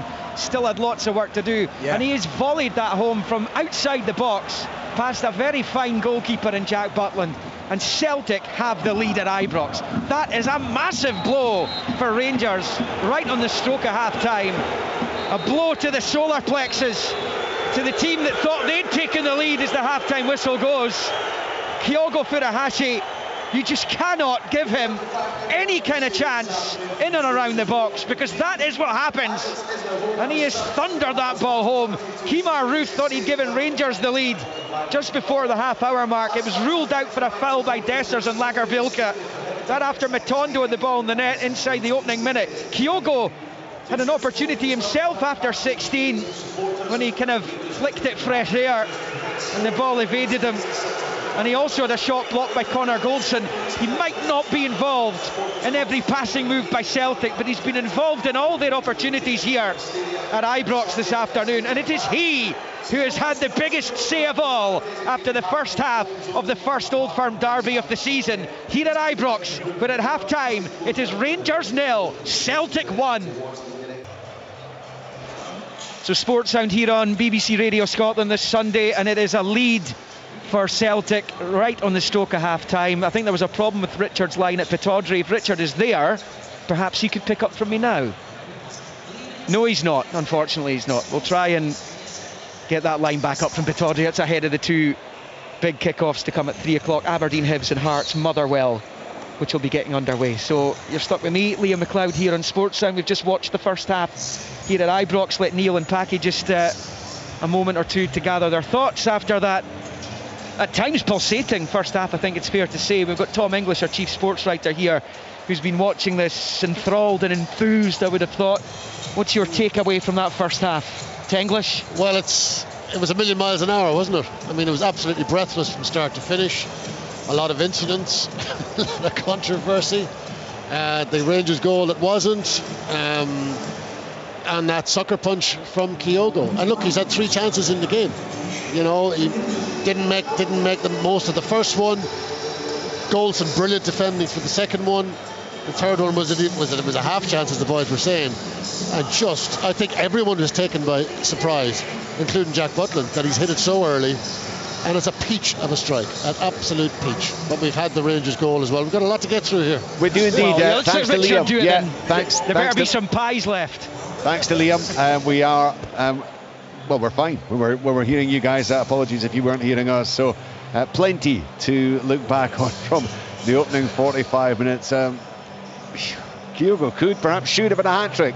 Certainly scored from the least difficult of the opportunities he has had. But there's talking points galore, both in terms of the play during the course of the 45 minutes, but also, of course, some of the decisions. I think everyone can be agreed, Tom, that in the 37th second of the match when Matondo scored, Dessers was clearly offside. I feel that the goal that was disallowed when Roof scored in the 28th minute is going to be one of those that is going to cause discussion and debate. It is not clear to everyone exactly whether that was the correct decision or not. Would you agree?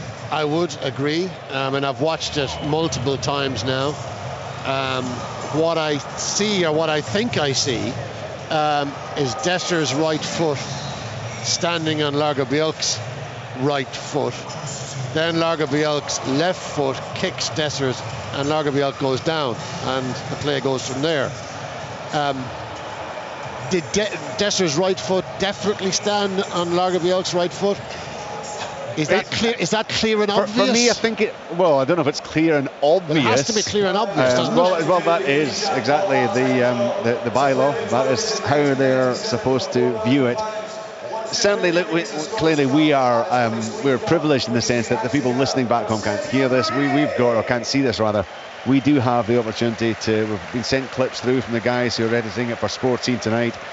For me, there is the situation exactly as you described it. The right foot of Dessers comes down on the right foot of Lagerbielke, who then attempts to kick the ball with his left, catches the back of the Rangers player, down he goes, and Dessers runs through to set it up. But I sense that Neil McCann may be blowing a gasket as we're describing this, because I'm not sure Neil sees it quite like that. Richard, I get one look at it on the monitor here. I haven't seen the stuff come through because it's not loading, but looking at it, if Don Robertson has been directed to the VAR and he's come over and he's given it for that connection by Lagerbielke's left foot on Dessers, that is never a free kick. I know there's been certain suggestions there's a hand on the shoulder. If we start giving fouls for hands on bodies, then we're finished. The hand on the shoulder is irrelevant. I mean, it is there, but there's absolutely no force, there's no push. Well, I'll be interested, it's the first of the clips that we've got there, Neil, when it does load, and I know the issues that are there at Ibrox at times, trying to get it to load for you guys, as to whether you do see the right foot of the Rangers player catching the right foot of the Celtic player, and then the kick through. Well, you're saying no, but you haven't seen it. I'm just watching it now, so it's not a foul for me. I think. So you don't think there's contact there? I think when he puts his foot down, the right foot of each player. That's what you got to look at. That we didn't notice, Neil. I'm still watching it, Pat. It's not because I've got a Rangers hat on here. His foot's down right next to Lagerbielke's standing foot. That isn't what brings the boy down. What brings the boy down is when he's trying to bring his left foot through. The argument is, catches him. Does it come down beside his foot, or does it come down down on his foot. We can't see it from that angle though properly. We need to see another angle. Well, from my blue glasses, that's looking like it's from my clear glasses, because I don't have a foot in either camp. I'm looking at that.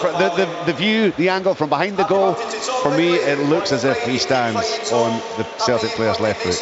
No, I can see what you're saying there. And that would have impeded him a little bit, yeah? Well, if someone stands on your foot as you're attempting to kick the ball, it does tend to impede you, doesn't it? Yes. But look, the big, and it was said there, wasn't it? Clear and obvious. Is it clear and obvious either way? Well, that's what VAR's, I think, there to help the referee, isn't it? You know, they've obviously given him instruction. Also, when he watched the video, and he would have probably seen it from a couple of different angles that we didn't see from what we watched on TV initially. So you react off that, but he has time to react off it, but he has to be given the help from the VAR, and that's when he makes his decision. It's not, I mean, it isn't mostly. I think, I mean, the vast majority of these VAR decisions, once you see them, once you go through them, you do it forensically, pretty much you come to a conclusion, and most people have a similar conclusion. I've just watched it again, and for me, he stands on him. He stands on his foot. Is it clear? And is it obvious? I can't see it's that clear, Richard. Well, yeah. I've seen it now. Apart from the little clip on the phone, I'm just watching it on the iPad there as well, and it's the bigger, the closer angle, if you like, and for me, he stands in him. But I still wonder if that is clear and obvious. Yeah. Well, that's a consideration that the referee must have. The boys in the VAR room, but it was just another example of Lagerbielke getting caught, and I think he's been caught on a number of occasions in this match. Yeah. Richard, in particular with the direct route by Rangers, and they have got joy from that. He looks a little bit unsteady and shaky. Tom's just unloading another one on us here, but I mean, it's so. I don't think he maybe catches him from. We're looking at it from another angle here, and it looks like he's on his side of his boot, Richard. Is that a clear and obvious mistake with the referee? Is there enough contact to turn him over? I think it's his left leg. I suppose the other part of the argument would be is that it is a contact sport. Contact is allowed. Yeah. It's only if that contact is foul. Impeded. Yeah. So and I think the impediment that he's suffered is he's not allowed to drag his movement leg, his left leg through to continue in a natural stride pattern, because Dessers' leg is there. Then that, for me, is not a foul, because then Dessers is entitled to put his boot there, he's entitled to put his body there. You see players doing it all the time. In fact, Cantwell did it out in the side with Maeda, where he gets his body across people, and you're putting yourself in a position that stops a forward motion of the opposition player. That's not against the rules for me, but listen, it's gone now, and Kyogo's then and gone and just done. I think what he does best is just put the ball in the back of the net against everybody else, but in particular Rangers in these fixtures. Richard, there will be debate from both sides about that particular goal, but the point from Lagerbielke is that he hesitated, you know, and he's the last man in defence. He has a ball. Yes, Brendan wants them to take risk and so on, but you've got to be sure. You've got to either make your decision early, don't get caught on the ball, because if you get caught on the ball and anything can happen. If he didn't stand on his foot, that was a goal, you know. So the mistake is made by being hesitant. Do it quickly. Centre halves, get the ball down, make sure that you know what you're going to do before the ball comes if you can, and get your pass away. Don't put the ball at that much risk, otherwise you're going to be found out, and that's what happened. The narrative coming into this was all, for Celtic's perspective, was all about centre backs. Would Phillips play? Scales, he had a tough time the last day. Actually, Lagerbielke is the one that we're all talking about, because he has looked so vulnerable in pretty much every aspect of his play. He's a bit spooked out there. He's got away with the goal that wasn't. A couple of very other hairy moments for him. So he's on settled scales, looks okay actually. He's done well. He's done well. On the ball also, I must say, he's lent himself to the game really well. And I felt sorry for him last week. I did say it in commentary.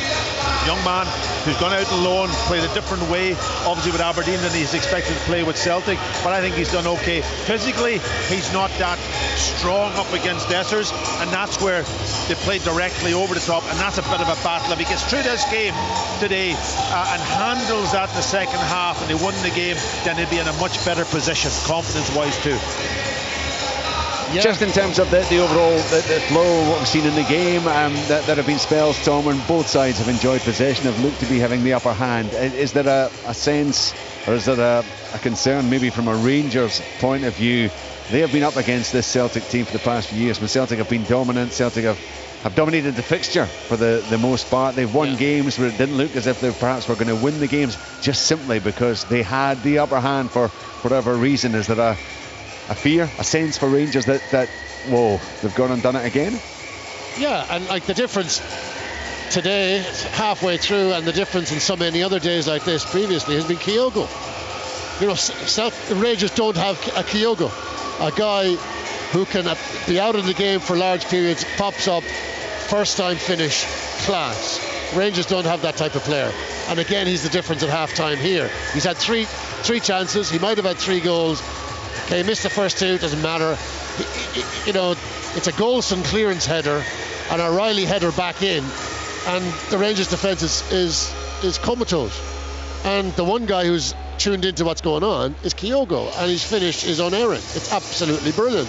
Richard, he's the difference. Richard, I think the big difference also with Celtic today is that they've cleared the space for McGregor to play.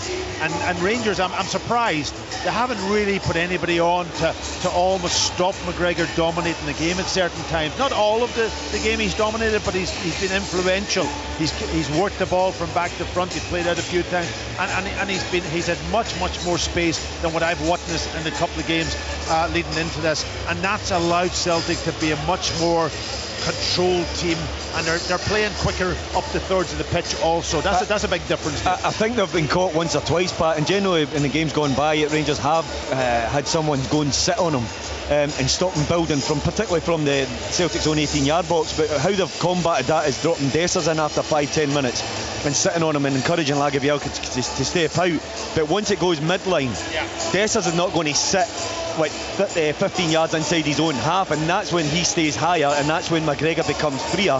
And that's the problem that the Rangers are starting to have with McGregor, because when they start to probe around that kind of 30 yards out from Jack Butland, McGregor will pull strings, he'll find gaps, he'll find passes.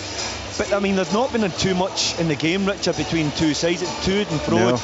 I pinpointed an area where I think Rangers could get real joy, and it's this left side. Matondo is starting position, he's coming in, so he's given Alistair Johnson a real problem, because he can't go all the way in, because then Sterling is pushing up quite high. Abada's actually reneging on his defensive duties, he's cheating a little bit, and Rangers need to switch the play quicker to exploit that, but they're not doing it. They're going down either midline or out to the right side, and they're actually not getting the head up. And actually the fans behind me are shouting, switch it 3 or 4 times, and Rangers are not seeing it. So that's an area I feel that can be addressed by Michael Beale, but I feel Brendan Rodgers tactically, because he's generally quite good at that, will say to Abada, look, I need more from you back way now, particularly because we're one in front. Don't give them an opportunity to come down that side. You've all been highlighting McGregor as part of the issue for Rangers. I mean, look, they've had the ball in the net twice and they have competed in the game, but they haven't had an individual contribution like McGregor has offered from the likes of Jack, Raskin, Cantwell. Cantwell's been disappointing. Yeah, it's a different. They're different types of players, I think. I just mean in that part, that area of the pitch where you kind of a real decisive impact on the game. Yeah, well, Neil described it. I think McGregor, if he was playing in that role in midfield, he would see that pass out wide.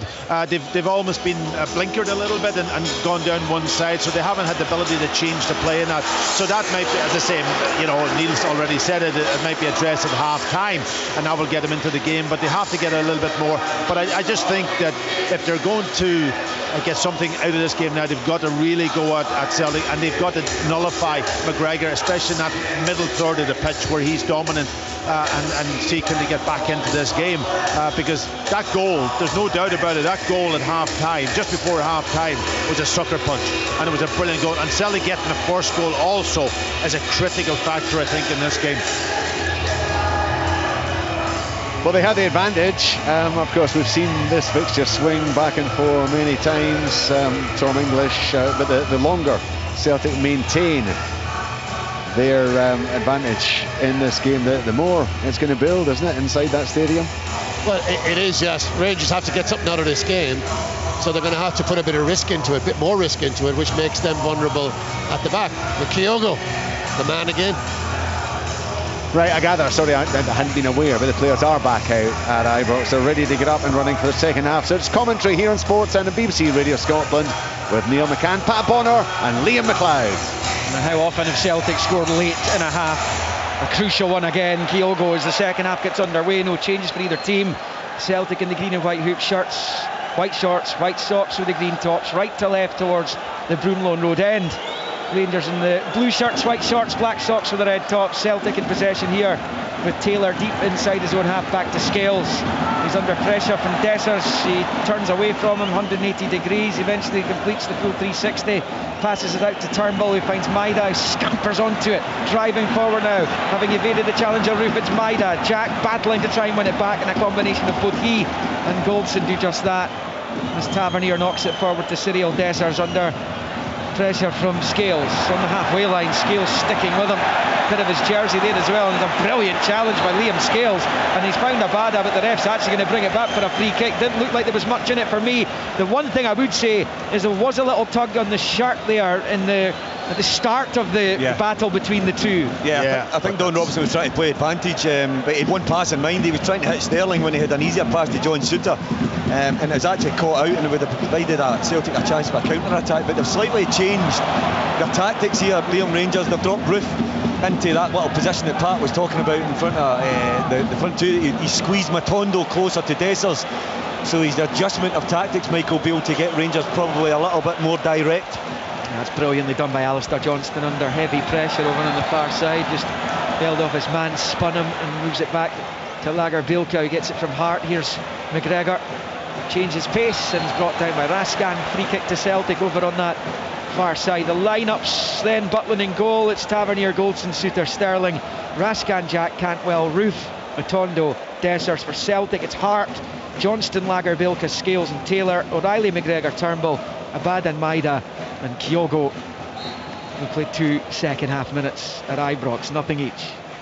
Yeah, it's amazing, you know, the one player in the middle of the pitch there for Celtic that took the pressure off Lagerbielke when he had the ball was again that man McGregor, just creating a little bit of space for himself by moving in 10 yards, just getting and giving the option to play out. Joe Hart was long from the edge of his own box with the right foot. Underneath it is Souttar, heads it forward into the Celtic half. Header from Johnston back into the Rangers half. Cantwell's there, it's now with Souttar. Long ball forward, Lagerbielke's header goes straight though to Sterling, who launches it forward, looking to get it in behind the Celtic defender Matondo. Lagerbielke recovers well, finds Johnston with a header, and he clears it out off Sterling for a Celtic throw-in over on that far side. Celtic leading this game by 1-0, and the team that scores first has only lost this fixture 4 times out of the last 44 meetings. Happened twice a couple of seasons ago.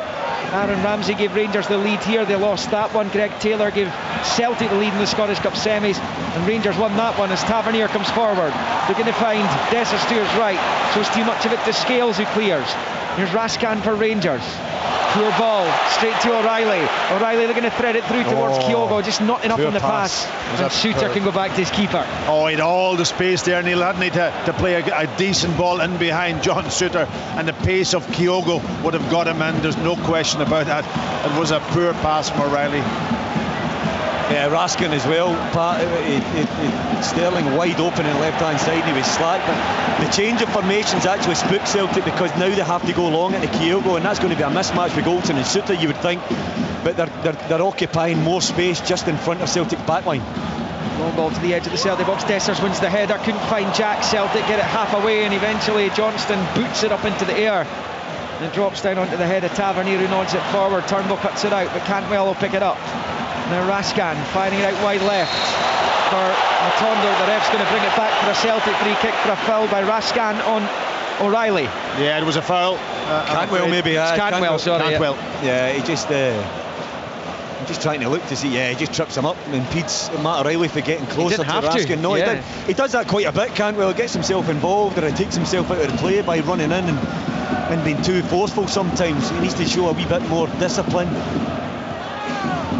It's Turnbull straight off Raskin, battling for it. Turnbull holds him off and slides it out to the right for Johnston. Goes long with the right foot, looking for Kyogo, who's chasing after it. Golson's the covering Rangers defender, gives it straight to Abada though. Abada fires it across and it just goes wide. How's Daisen Maida not getting a touch onto that one as it goes squirms away for a goal kick? That was a huge chance again. Again, that forward more direct from Celtic down the side of Connor Golson, and then he Abada picking it. Oh, it's a great save, save. It should be a corner, aye. I mean, he's given a bad kick, but Jack Butland gets a wonderful right hand to that from Abada. That's why Maeda, I mean, it's fizzed into that far corner. It's a cross-come shot by Abada, but it's a big mistake from Connor Goldson getting caught in possession. That's two really good saves in a week that Jack Butland's not going to be credited for. He'd won in Dingwall last week as well.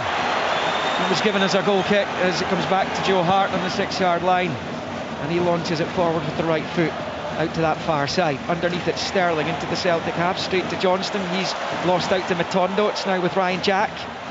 Moves it in field. It's another poor ball to Sterling, who then trips his man down. That's going to be a free kick, and he's doing well to get away with a yellow here, Dejan Sterling. Yeah, I go back to the free kick though. You know, there was a free kick over on the right hand side a couple of minutes ago, and I seen McGregor pushing Matt O'Reilly away from him to create a bit of space, and the same thing on this left side, and he comes tight to get the ball, and they pass it to him, and they end up getting caught in the ball, and Celtic or Rangers breaking from that. Unnecessary risk for me. Yeah. Just another replay. Butland seems excellent there. And that could so easily have been 2-0 to the champions. We do lead this game as Matondo picks up on the far side. They're going to smash it through towards Dessers, and Taylor gets a vital touch to put it out for a throw-in on this near side. Well, Matondo's showing that he's sharp. You know, he needs to get onto the ball. He's shown up well in the early part of the season for Rangers. He looks energised. Rangers need to get him on it. He's been starved today. Raskin switching the play out to Sterling wide on the left-hand side. Level with the edge of the D of the Celtic box. Short ball to Matondo. Matondo shows too much of it to O'Reilly, who wins it back for Celtic. Over on the far side. Infield to Callum McGregor, who's looked more like himself today. And then Lagerbilka to Taylor, to Scales, and back to Greg Taylor. Celtic playing it out perfectly. Not a great pass by Taylor, blocked by Roof, but out for a Celtic throw-in right in front of their management team. Down on this near side.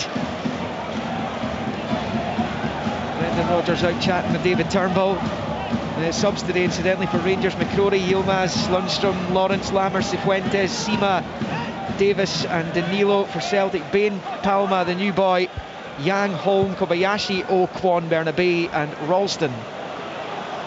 It's back with Johnston. The edge of his own box for Hart. Short ball to Scales. Scales stepping out of defence and rolling it out to this near side for Taylor, who plays it off Cantwell and out for a throw-in to Celtic. The one thing that Scales does give you a little bit of balance on the left-hand side, because he's left-footed. You know, you can see every time he's comfortable when he comes out, and then he can pass out. As long as he does it early, don't dwell on it. Do it early. Get that ball away to the full-back, to the winger if he's available, and that gets him quickly up the pitch. I think he's been good today, Packy, I have to say, Liam Scales. Yeah. It's just that little bit of as I talked about at half-time, that physical bit from a defensive perspective. The rest of it has been okay. Scales once again comes out on top against Dessers, puts it out for a throw-in on this near side. That's what Cantwell will take. 53.5 played. 1-0 Celtic, and actually since the restart it's been Celtic who've had the best chance, putting on 2-0 up. Butland saving from Abada. Turnbull wins it from a Tavernier throw-in. Here is Turnbull, looks forward, looking for Abada. He'll chase it, but it's going to come through to Butland. Just a bit too much on it in the end, as Butland bowls it out wide left for Sterling. Across the halfway line he goes. got runners ahead of him. He needs someone to show though. Matondo doesn't want to show, he's wanting to go in behind, but Roof had already done that job. In the end, it's back with Raskan on the halfway line, into his own half for Goldson, and now with Suter. Suter looking at the pitch ahead of him and likes to roll it out into the touchline there for Sterling, who wins the throw-in back off Johnston. Yeah, Pat's just pointing out that there's a big switch on to Tavernier, but what Rangers need to be careful of, because the changing tactics a little bit is that they don't all stand up there in a straight line. It's a good disguised ball by Suter to Cantwell, left-hand side of the Celtic box. His attempted cross is blocked, but the flag's gone up against them. In any case, it's Rangers 0, Celtic 1 here at Ibrox on Sportsound. I think he's played a bit higher, Cantwell, isn't he?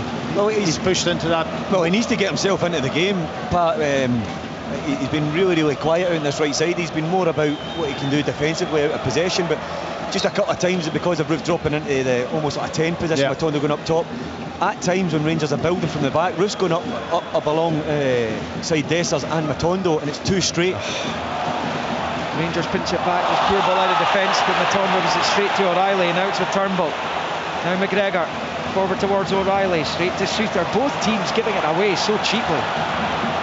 10 into the second half. Here is Cantwell. He's fouled by Maida. Free kick Rangers on this near side. Level with the edge of the centre circle in the Celtic half. It's a cheap one by Maeda, because I tell you, he was swamped. O'Reilly was on him.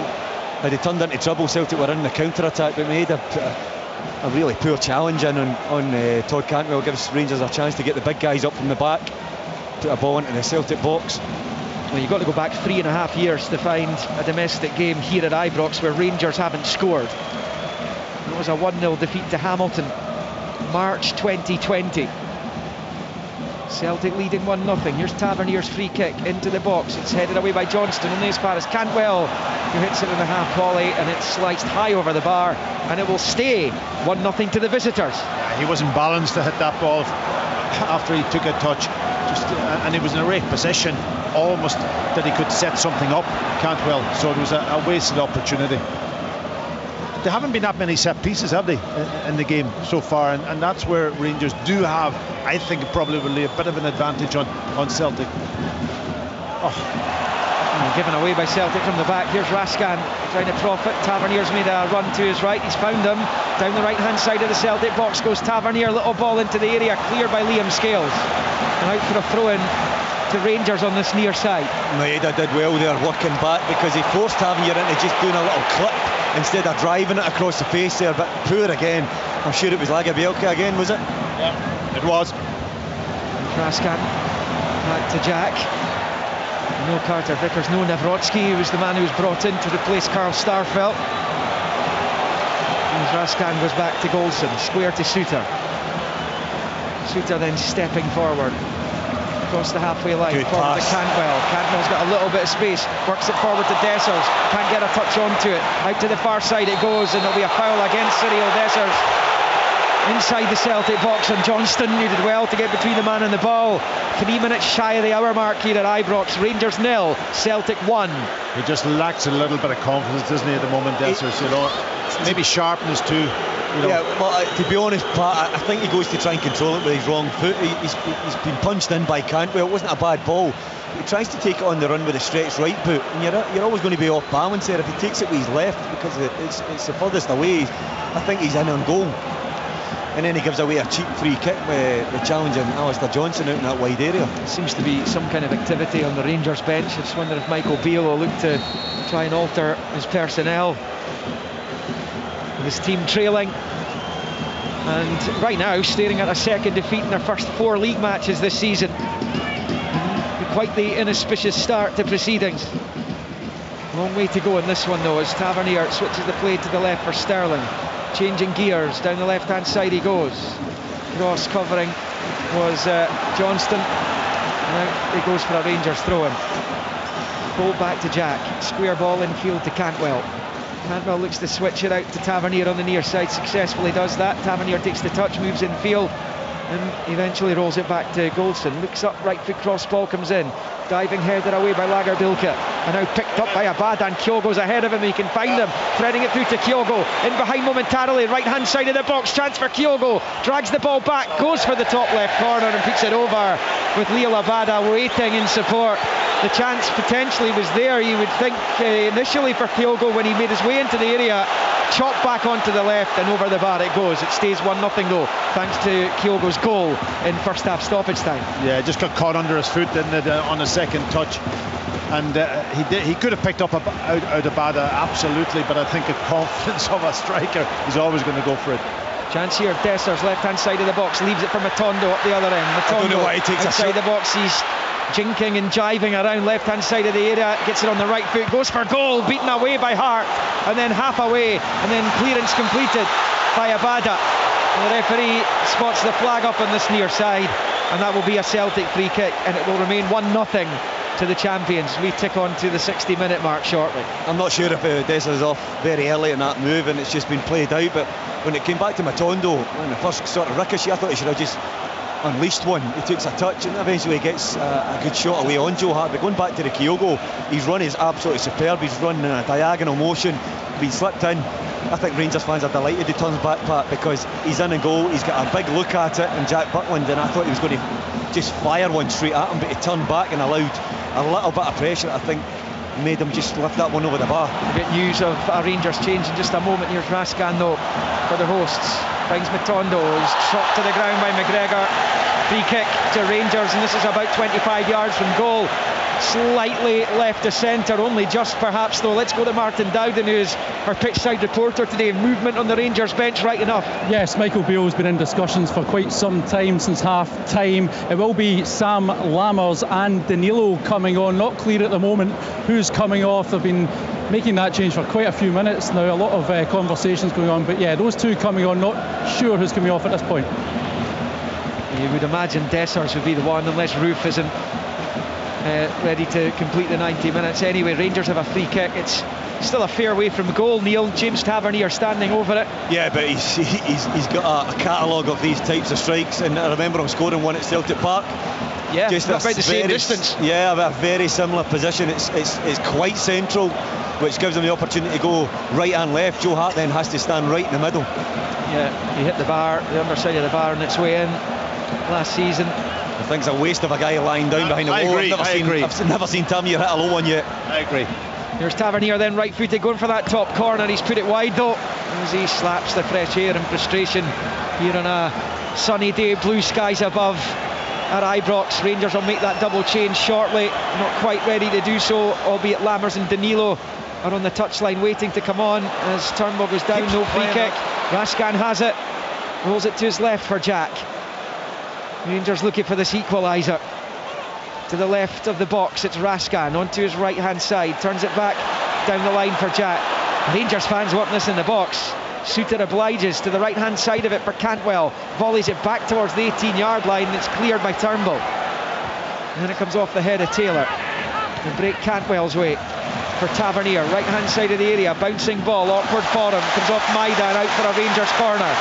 On this near side, Celtic leading 1-0, but Rangers cranking up the pressure here. Yeah, they are. They're really starting to gain control of the match. The two subs waiting to come on, Lammers and Danilo, but I don't think it'll be done before this is taken. I'll be surprised if it is. They've got the wind behind them at the moment, so Michael Beale is refraining from making the changes while they do have this pressure as they attack the goal to the right. Loads of movement in the box. In comes the corner. It's poor from Tavernier. Headed away. Breaks to Sterling, out to Tavernier, wide on the right hand side, chip ball into the area and comes off Scales, back to Sterling across the face of goal. Nobody's there. Offside. The flag's up anyway, and it stays Rangers 0, Celtic 1, almost on 63. Yeah, now the changes will be made. They will be made. Just sorry, Packy, we'll just get these out the road first. Matondo is going to be replaced by Lammers, and it'll be one from Roof or Dessers. You would imagine he'll be replaced by Danilo.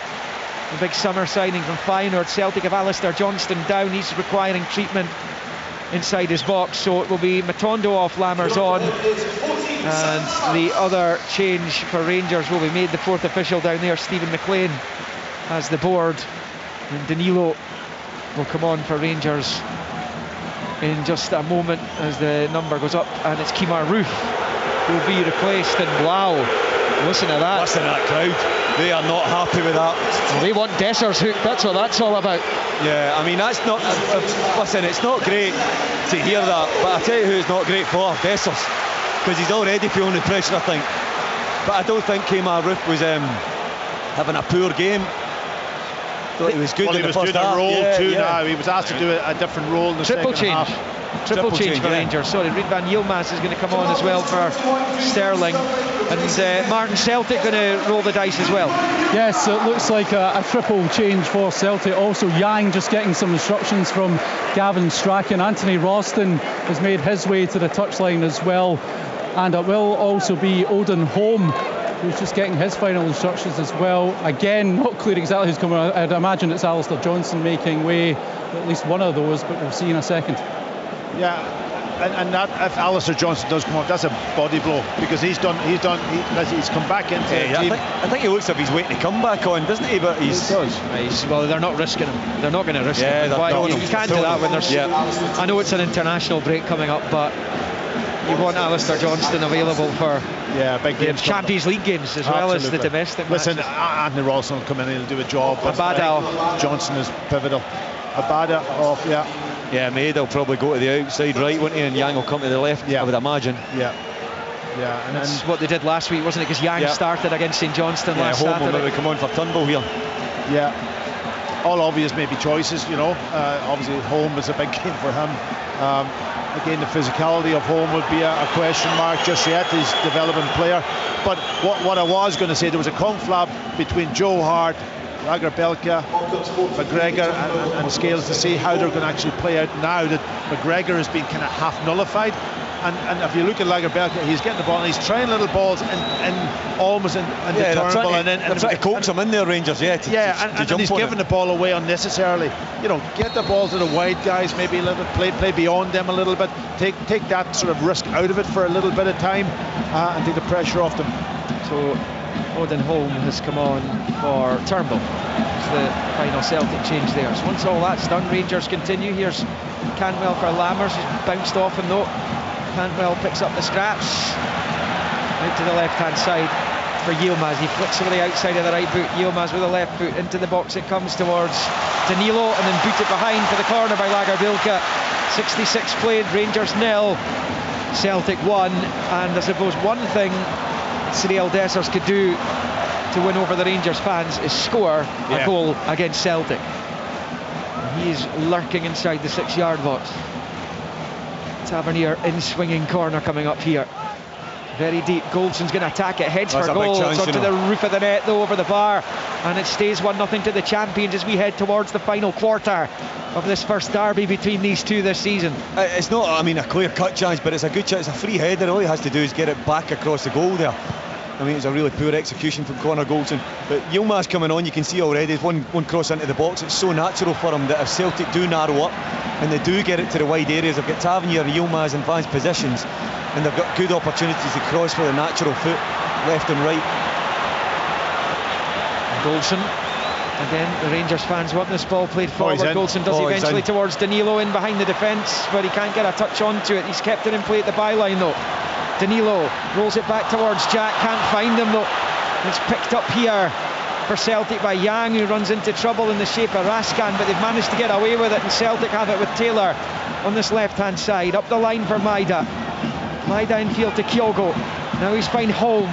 Holm's got Maida to his left, uses him as a decoy, he shoots and Butland saves down low to his left, holds on to it from Odin Holm, and it stays Rangers 0, Celtic 1, 67 and a half played. Yeah, it was a good effort, good save. It wasn't quite in the corner, was it? It gave the goalkeeper an opportunity, got down really well and held on to it with both hands, down low to his left-hand side, but it was an opportunity for Holm coming in of this left-hand side, space opening up, and he took it on.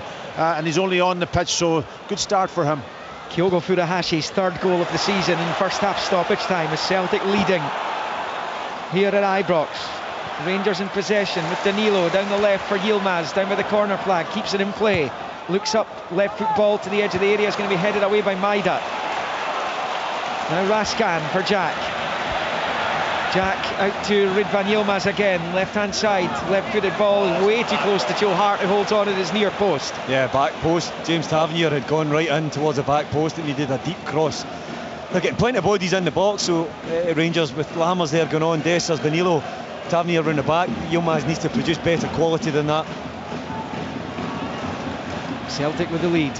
My goodness. That's a dreadful ball by Lagerbilka. Straight to Jack, who heads forward to Danilo, and then Scales heads it away. It's only partially away though. Dessers to the edge of the area, and there's a shot which is almost passed towards the bottom corner by Danilo, which flashes wide of the right hand post. Yeah, and it stays on 69, 1-0 to the champions. Sorry, Liam, it was so nonchalant by Danilo. It was almost, you said, it was just a side foot pass towards the far corner, but it's self-inflicted by Celtic. A quite incredible attempt at a pass by Lagerbilka, just to try and clip it there. They keep continuing to play the ball to Lagerbilka from the short goal kicks, and they're putting themselves under so much pressure. Connor Goldson for Rangers. Against Celtic, giving it away from defence. Out to Cantwell on this near side. Rolls it back to Goldson. Goldson back to Cantwell on the right hand side of the Celtic box. Taking on Taylor, low ball into the area. Scales with a challenge. Rangers trying to pick up the scraps, which they do through Tavernier. Pulls it back, and it's cleared on the 6-yard line by O'Reilly. Taylor can't control. Goldson looking for Cantwell. He can't find them though, and Taylor's fouled by Tavernier. Was he? No, the play goes on, and comes the cross to the back post, and it's headed behind. Celtic, the Rangers corner. All over the place here. I mean, it looks so desperate, but so many times. Neil. Yeah, there's so many times that they could clear up the pitch. I'm looking at Brendan Rodgers. His hands are stretched out as if, what are you doing? And Rangers just set up to just press and harry and just rob them of the ball. But so far they've done nothing really of note to do any damage to Joe Hart in the Celtic goal. Well, he's just summoned Alexandre Bernabei to the bench as Brendan Rodgers. Rangers corners, they look to find an equaliser. 20 to play, and it comes headed away over the crossbar though by Danilo. But if Celtic survive this, then it'll be one of those days where they're saying, wow, we're lucky to get away with this, because again now is a goal kick. Lagerbilka is almost on the byline. That's better. Get them up the pitch, take the pressure off for a little bit of time. You don't have to always play out and then create the problem for yourself. I know he doesn't have a lot of targets high up the pitch, but at least now they can get up and get into the Rangers half a little bit. Tavernier's header forward, cut out by Scales, and out it goes for a throw-in on this near side to Rangers. Well, they've got 3 brand new signings from this season up top now, and this is a big, heavy fixture. There's a lot of pressure on Rangers to get back into the game here. These guys need to come up trumps. Long ball forward towards Danilo. Lagerbilka heads away. It's going to be picked up by Jack here though. Ruud van Yilmaz trying to get up there and support Jack. Shoots, and it's blocked from behind for another Rangers corner. Yeah, I'm watching Lammers. Lammers once slipped there by Ryan Jack. He decides to take it onto his left. He had Yilmaz on the overlap as well. Celtic getting bodies back quickly. But again, it's that direct route that's caused Celtic most problems. Corner from that far side. Cantwell's going to take this one, changing taker, right-footed, and it comes too high for Goldson. Rangers have a man down. Dessers inside the box. No penalty. Yang has it nicked off him by Tavernier, who floats the cross ball in. Danilo attacks it, and then it bobbles between he and Lagerbilka, and behind for another Rangers corner. Celtic on the ropes here. They just need to see this period out. They're trying to make a sub. Bernabei coming on for Taylor, you would imagine. The Rangers must capitalise. They can't let Celtic off the hook here. Cantwell's corner, and it comes up into the air. The header from Scales did so well. Suter can't get enough on it to force it back into the box. Skips off his head, and Maida's on the charge. Cantwell's challenge. It's a good challenge. Well, no, free kick's been given. In fact, Todd Cantwell's going to be yellow carded. Yeah, foul on Maida. It's difficult to see from here. Did he catch him or did he catch the ball? It's not complaining, put it that way. Yeah, just watching on it. No, he's caught. He missed the ball as well. Definitely. Clear foul, clear yellow card. Good refereeing. Martin Dowden, change for Celtic. Yes, it will be Greg Taylor coming off the pitch as Celtic, as you've been describing, trying weather this Rangers storm, and Alejandro Bernabei, well, come on, he was getting a right talking to by Harry Kewell just before he left the bench there, clearly giving him a host of instructions as Celtic try and weather this. Well, that's the two fullbacks obviously gone, starting fullbacks for Celtic, and that's a big change. Oh, Johnston's injured, but Taylor isn't. Packy, talk us through it. No, he did. I think he got an injury down here, just down here on the left. So another side. precautionary change. Yeah. Then. Okay. Here's Raskan for Rangers, he's not getting back to his keeper. Kyogo might get there though, and Butland has to panically put it out for a throw-in on this near side. I tell you, he maybe did look as if he panicked, but he took a good decision to kick it sideways there, because he tries to smash that up the park. It's right off a Kyogo, but he was so short. Well, Rangers have got a free kick off the resultant throw-in anyway. And there will be another couple of changes coming from Michael Beale in a moment, in his final two. At the same time, 16 minutes left, 1-0 Celtic, long ball forward, Scales trying to look after it down the near side under pressure from Dessers. He puts it out for a Rangers throw-in. Dessers takes it quickly. Cantwell though can't control it. Maida's there, and now it's with Holm. Deep inside his own half, he goes back to his goalkeeper. Rangers haven't lost a competitive game here at Ibrox since Ajax beat them in their final Champions League game last November. And as I said, they haven't failed to score in a domestic home game since Hamilton Accies beat them 1-0 3.5 years ago at Ibrox, which for a long time was their only defeat. As Lammers picks up. Here is Raskan, clip ball into the box. Lammers is in! And he goes round the keeper and shoots into the side net, and an opportunity missed for Rangers and for Sam Lammers to square this derby. It stays Rangers 0, Celtic 1. My goodness, what a chance, what a pass from Nico Raskin, and it's a lovely take by Lammers as he goes round the keeper. He just has to knock it into the empty net, and it just falls on his right side. He's never looking balanced, and to be fair, maybe there's defending players of Celtic coming back onto the line, but he should still hit the target there. Yeah. Let's get Martin just to quickly confirm the subs package, and we'll get back to you. It will be Abdullah Sima coming on as Rangers look to throw this kitchen sink at this. Also coming on is Tom, Lawrence, Ryan, Jack and Dessers making way. Celtic also about to make a change. It will be O coming onto the pitch. Didn't quite catch who was coming off there, but yeah, Og being introduced by Brendan Rodgers, maybe to give a bit more muscle up front. Yeah, it's Kyogo who's coming off. Yeah, well, no, I think what he's coming onto the pitch for is that they can go direct, they can go higher up the pitch. What they're doing at the moment is this is totally self-inflicted, I think, from Celtic. Yes, Rangers have pressed them high now, but they're still playing out in their own box and are giving the ball away. Even in that instance, last instance, Bernabei, he jogged back to the ball. Get to the ball quickly. Deal with it. First involvement, finds Holm, who's found Maida. Good first touch now, driving down the left-hand side, dies in Maida. Celtic looking to kill this off. It's a really poor ball in by Maida. It goes out for a throw-in on the reverse side. Rangers 0, Celtic 1, 76.5 on the clock. Yeah, and that was an instance, on the pitch right away, and the ball's played up to him, 2 passes up to him, played in for Maeda. It was a poor final ball from Maeda, I've got to say, very, very poor. But at least now they might have a target to go and hit and get this pressure off them, because this building up at the back is not working for them. Brendan Rodgers looking to continue this superb best winning percentage of any manager who's taken charge of this fixture. Steven Gerrard actually is the next best winning percentage, 8 wins in his 13. Martin O'Neill next, 16 and 27. Before it's Bill Struth's turn as Celtic moves out in the near side. There's Sima, some in jersey pulled by Scales. That'll be a free kick to Rangers on this near side, and a yellow card for the Irishman. But he did well, actually, because he was under pressure. You know, I know there was a foul in that, but at least it stopped the advance of Rangers, and he had to take the foul, and he's got a yellow card, unfortunately, for himself. But wow. The big switch from Cantwell doesn't find Yilmaz, and it goes behind for a Celtic goal kick. Celtic are 12.5 minutes plus stoppage time away from a monumental victory already in this 23-24 Premiership season. The team news will be dropping for the matches at Pittodrie and Tynecastle, bbc.co.uk/Sports Scotland. You'll get that in the next sort of 8 or 9 minutes or so. It's been getting news from Aberdeen, Hibs and Hearts Motherwell. Neil. Sorry, Liam, it's been an incredible amount of turnovers from Celtic today, and Rangers, but you know, Celtic in particular, who are normally so comfortable in possession and assured, they look just a little bit rattled. You can tell that neither of these teams is at it yet. Yeah, I absolutely agree. Yeah, but in the second half particularly, Neil, you know, when they haven't been sure of what they're doing.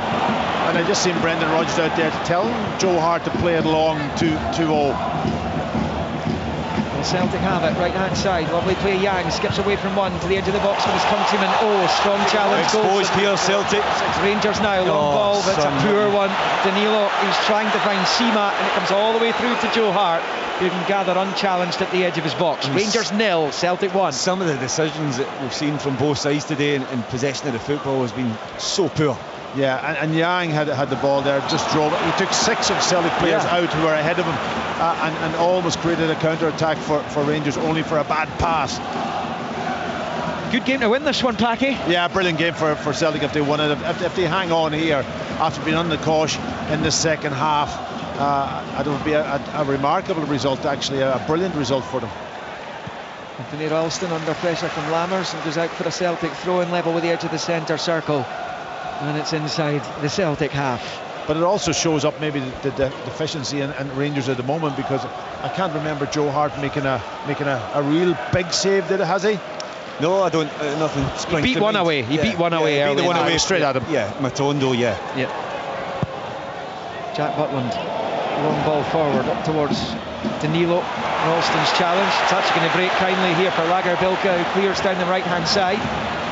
Yilmaz with the cushion header into the midfield. It's a challenge, that is. Yeah. I mean, O's just cemented Tom Lawrence. He might have injured himself, has he? They're both back up, they're okay. Rangers have it. Here's Cantwell. Cantwell driving forward. Maida's challenge. Todd Cantwell still has it in the centre circle. He's managed to usher it out to Sam Lammers. Final 10 of the 90 here at Ibrox.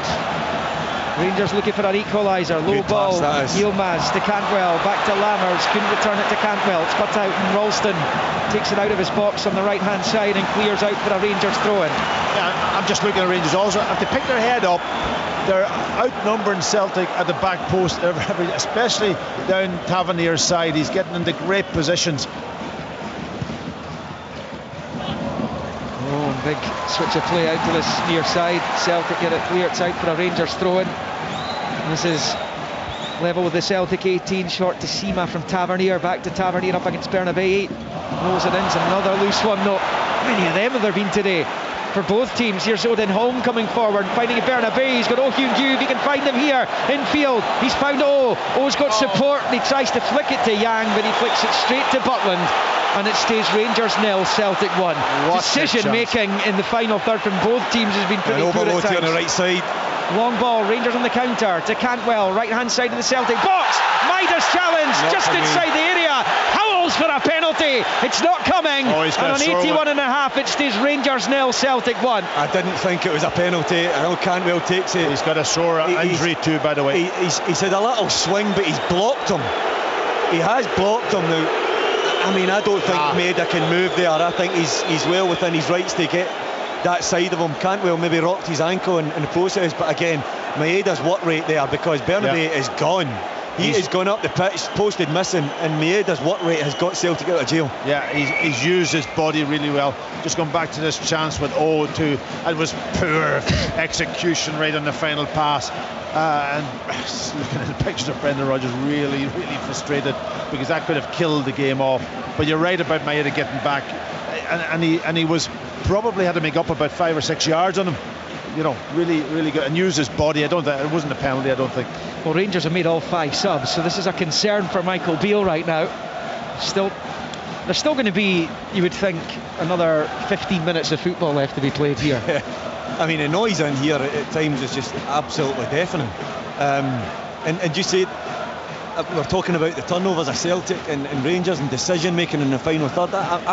It's been a wee while since I've seen strikers like Dessers, guys passing up opportunities to strike at goal. I mean, it's quite incredible.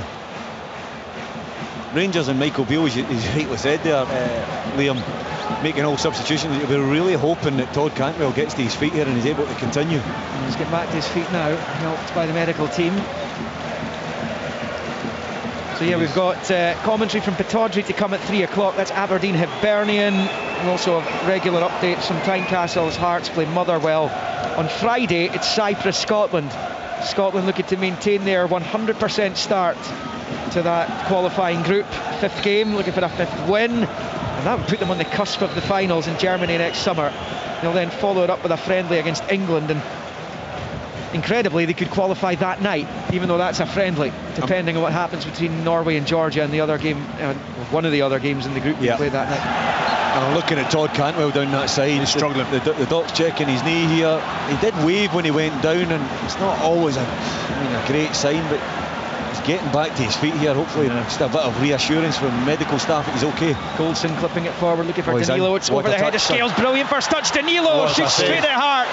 Really good goalkeeping by Joe Hart. Made himself big, read the situation, and denies Danilo. 6 to play at the 90. It remains 1-0 Celtic as Abdallah Sima comes charging down the right. Low ball in. Danilo catches it. It's saved by Hart with the left foot this time.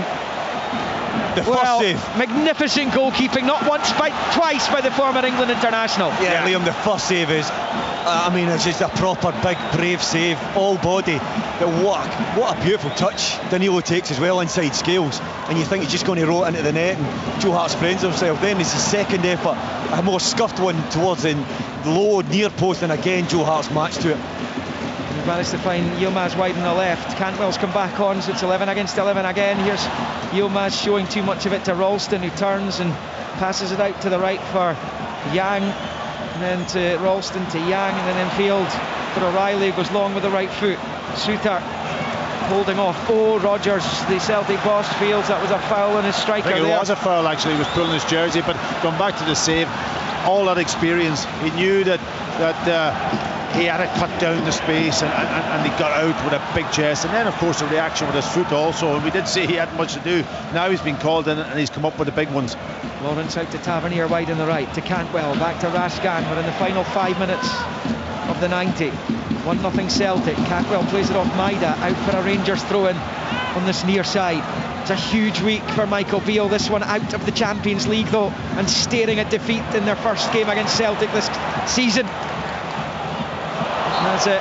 Ode as well to draw the foul from Lawrence and takes the pressure off his defence. And now the guys will have a chance to watch Joe Hart saves again. Yeah, and Liam Scales this time allowed Danilo to get in behind him, but Joe Hart 7 yards out. Joe Hart there. He did. He read it really, really well. And even that reaction of his foot, but he read it really well because he knew that he had to cut down the space, and he got out early.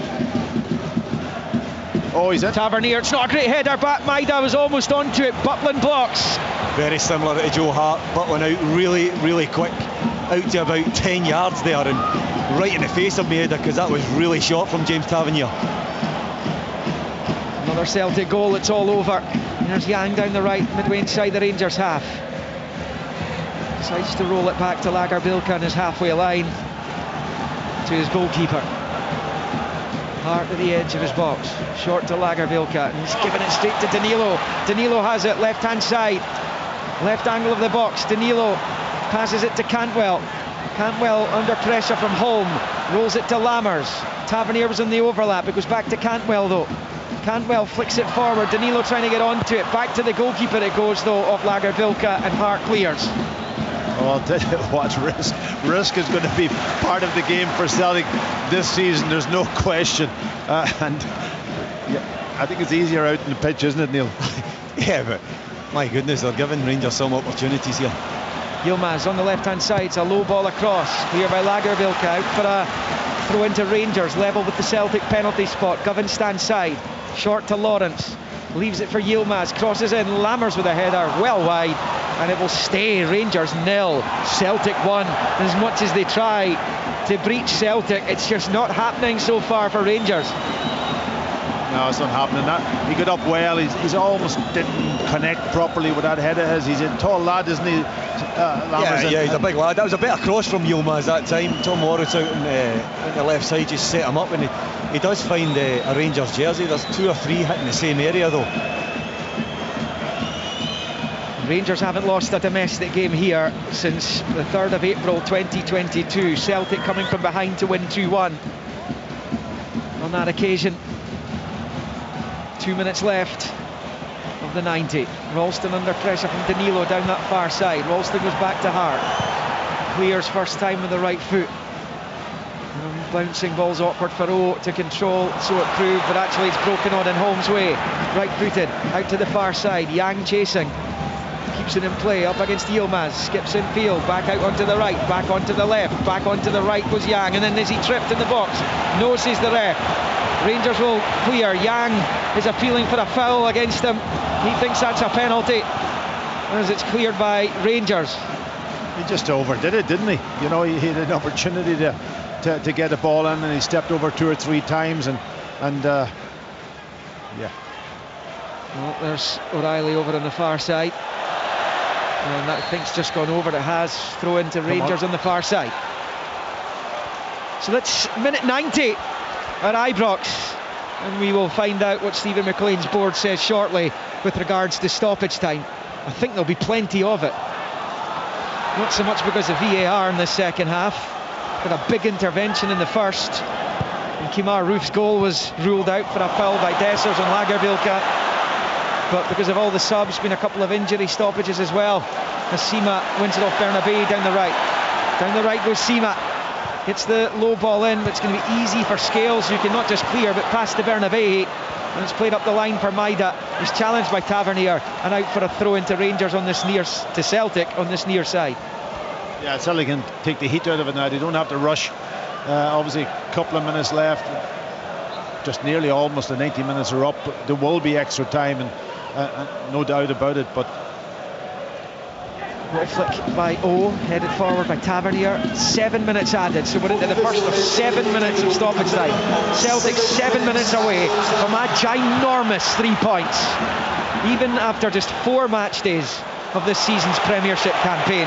To come here to this cauldron of noise and everything that goes with it, because I mean, this is as hostile as it gets for these Celtic players.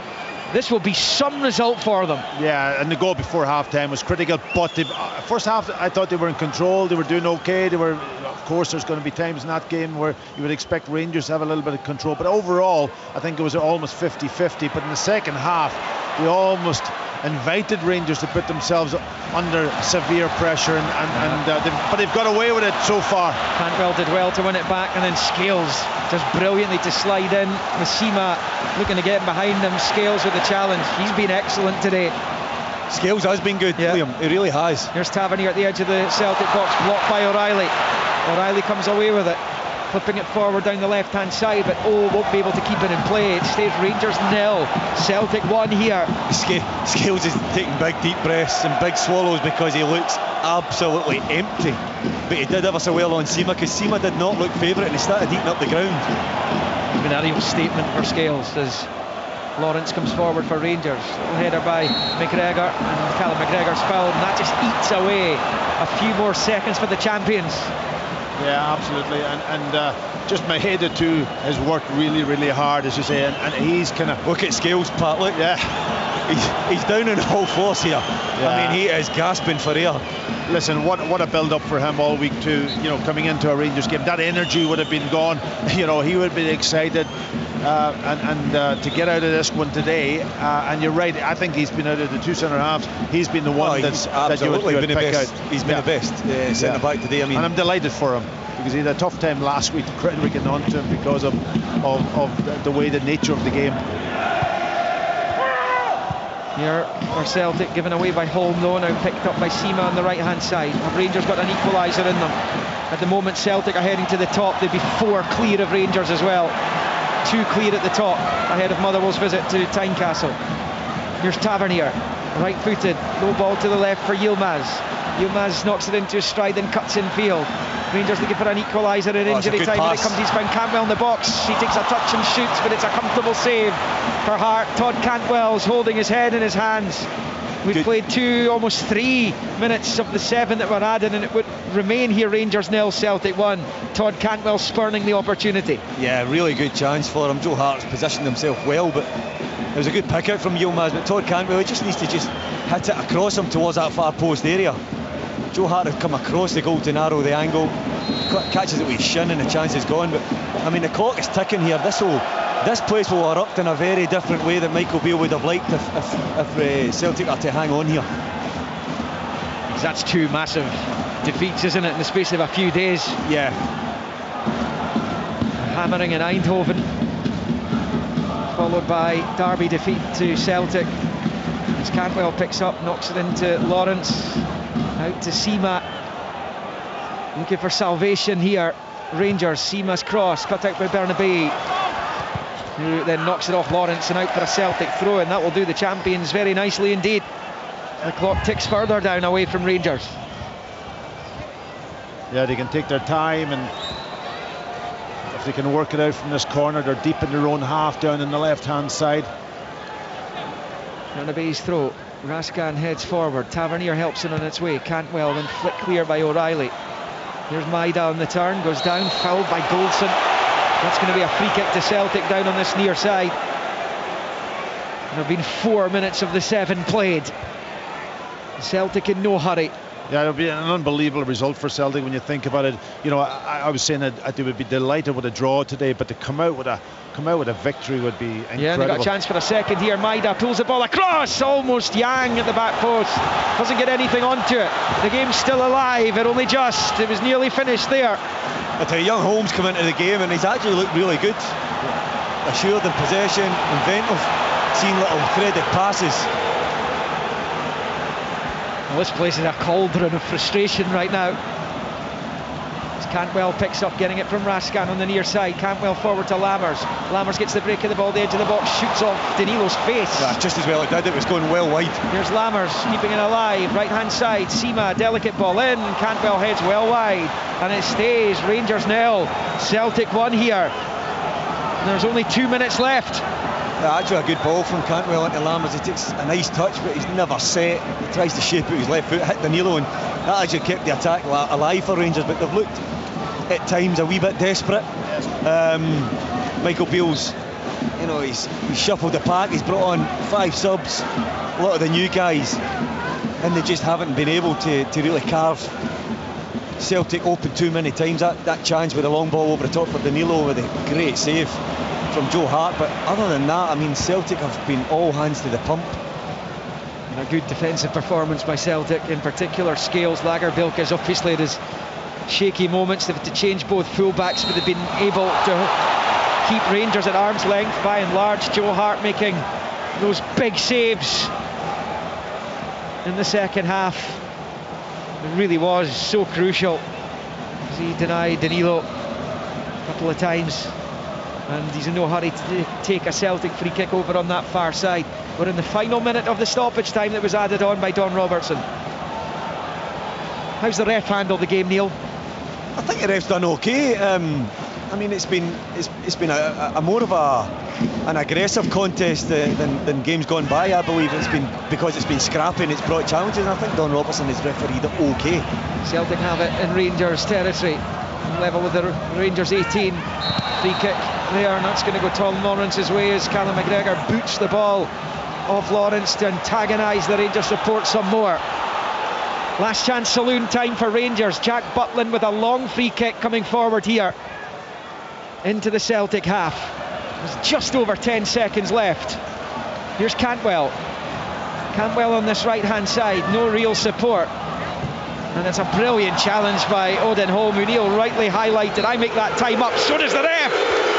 And the Rangers fans tell Michael Beale and his players what they make of this result. But what a result this is for Brendan Rodgers and for Celtic. The champions have come to Ibrox with no supporters, and they are leaving with 3 huge points, even after just 4 match days of the 23-24 Premiership season. Brendan Rodgers, who's a better winning percentage than any manager that's taken charge of this fixture, wins again here in Govan, and he is very happy down there, teeth clenched as he high-fives his coaching staff. Kyogo Furahashi's goal in first half stoppage time was enough to win it for them today.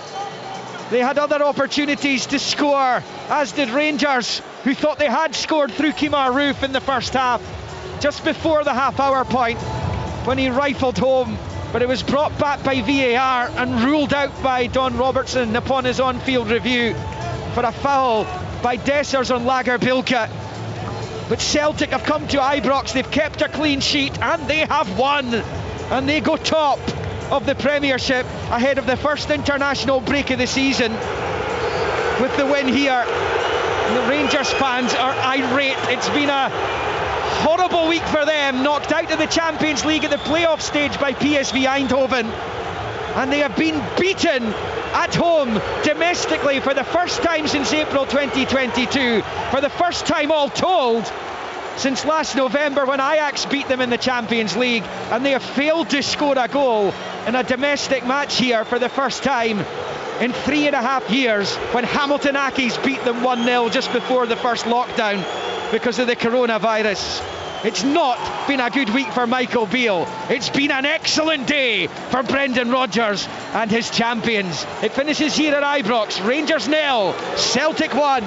So what an afternoon for Celtic. They have taken the spoils. Kyogo once again, the man who mattered most. He missed a couple of earlier chances, but my goodness, he took his goal so well just on the stroke of half-time. His third of the season. He scored in 3 of the 4 league games this season. Celtic remain unbeaten. It's a second defeat in just 4 league games for Rangers, and they trail their city rivals now by 4 points. So Celtic go top of the table on 10, St Mirren on 8, Motherwell 7, then Rangers and Ross County on 6 apiece. Of course, 2 more games to come. We'll be updating you from Hearts against Motherwell with a full live commentary from here at Pittodrie. The game due to get underway in about an hour's time as Aberdeen take on Hibernian. Team news to come from both those matches, but so much to look back on from the 90 minutes that we just witnessed there at Ibrox Stadium. Rangers huffed and puffed. They had a few chances in that second half. Certainly put pressure on that Celtic defence, but Tom English, the Celtic defence actually put more pressure on the Celtic defence themselves, didn't they? Yeah, they did. It was a kind of a back to the wall job. But Rangers, and there's a lot of booing here. Rangers will look to the goal in the first half. That wasn't.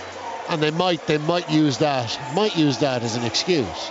But they had so much possession, so many opportunities, they had so much ball in the second half, they just weren't good enough to break down a Celtic defence that was kind of teetering at times, but just surviving, finding a way, battling through their kind of own inadequacies and their own loss of their first choice centre halves. They found a way to win. And that's credit to them.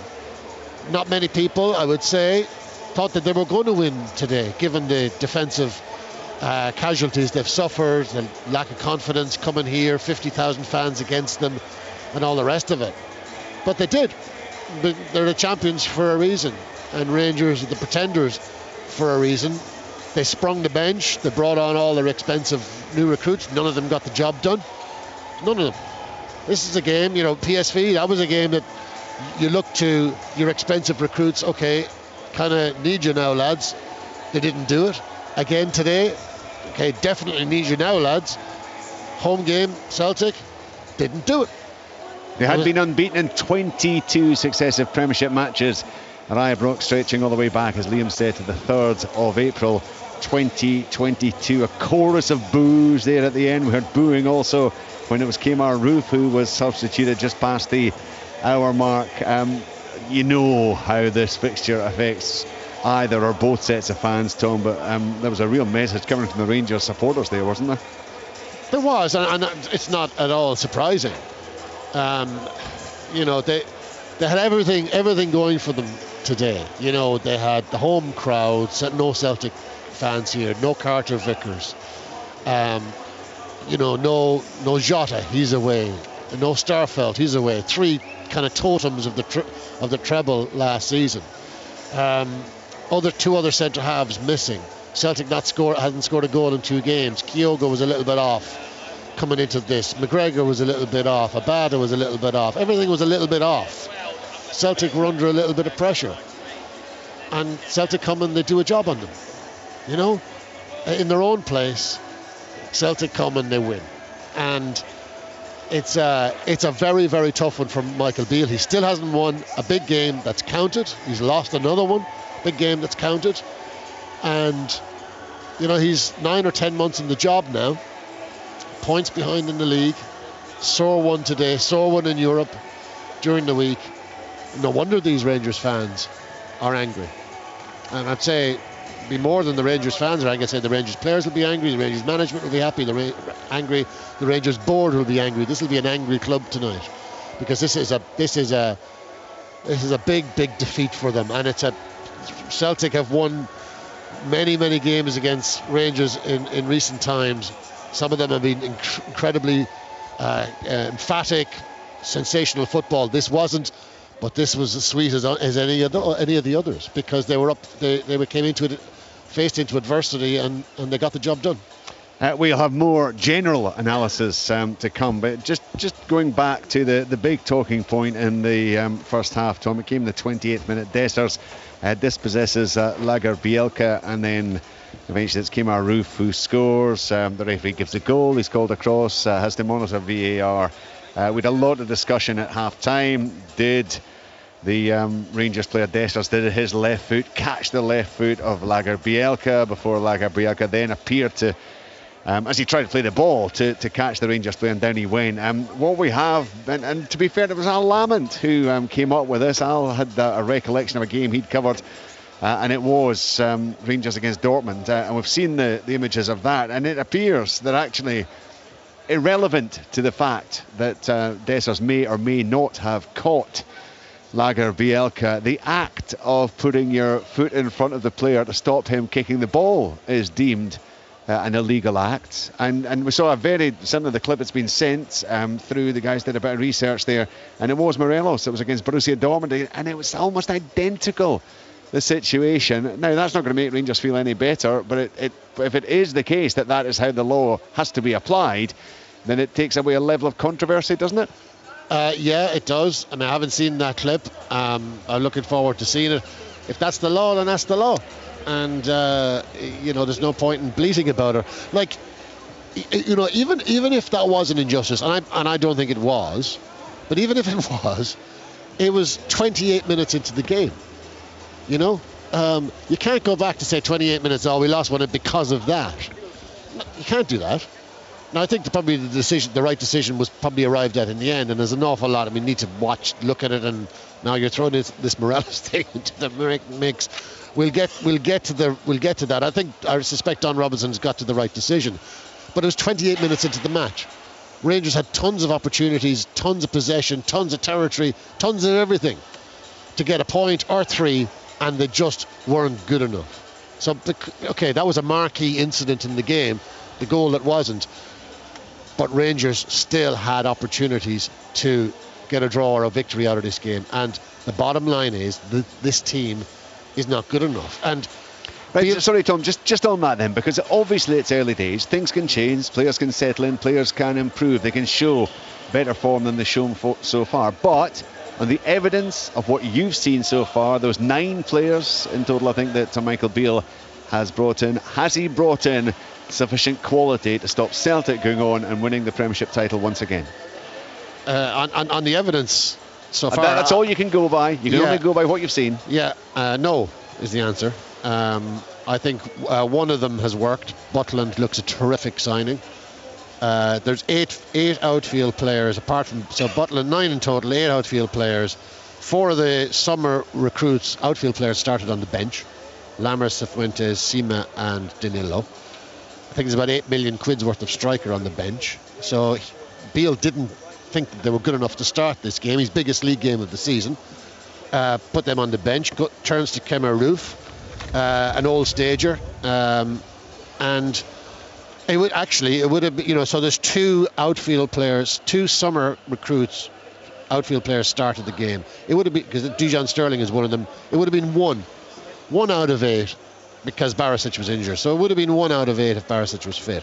That's a terrible indictment of these players, the recruitment. All of this might change in the weeks and months ahead. Of course it might. But as we sit here today, none of those guys, none of the outfield players are doing it. None of them are. And that's on Michael Beale. It's on the recruitment. It's on everybody. You saw, and yes, it's a difficult place to come. It's a difficult place. Glasgow's a difficult city to settle into as a player. Celtic and Rangers are a difficult club. But across the city, they've done it. They did it under Ange Postecoglou. Player after player after player came in and settled quickly. Kyogo being the prime example of that.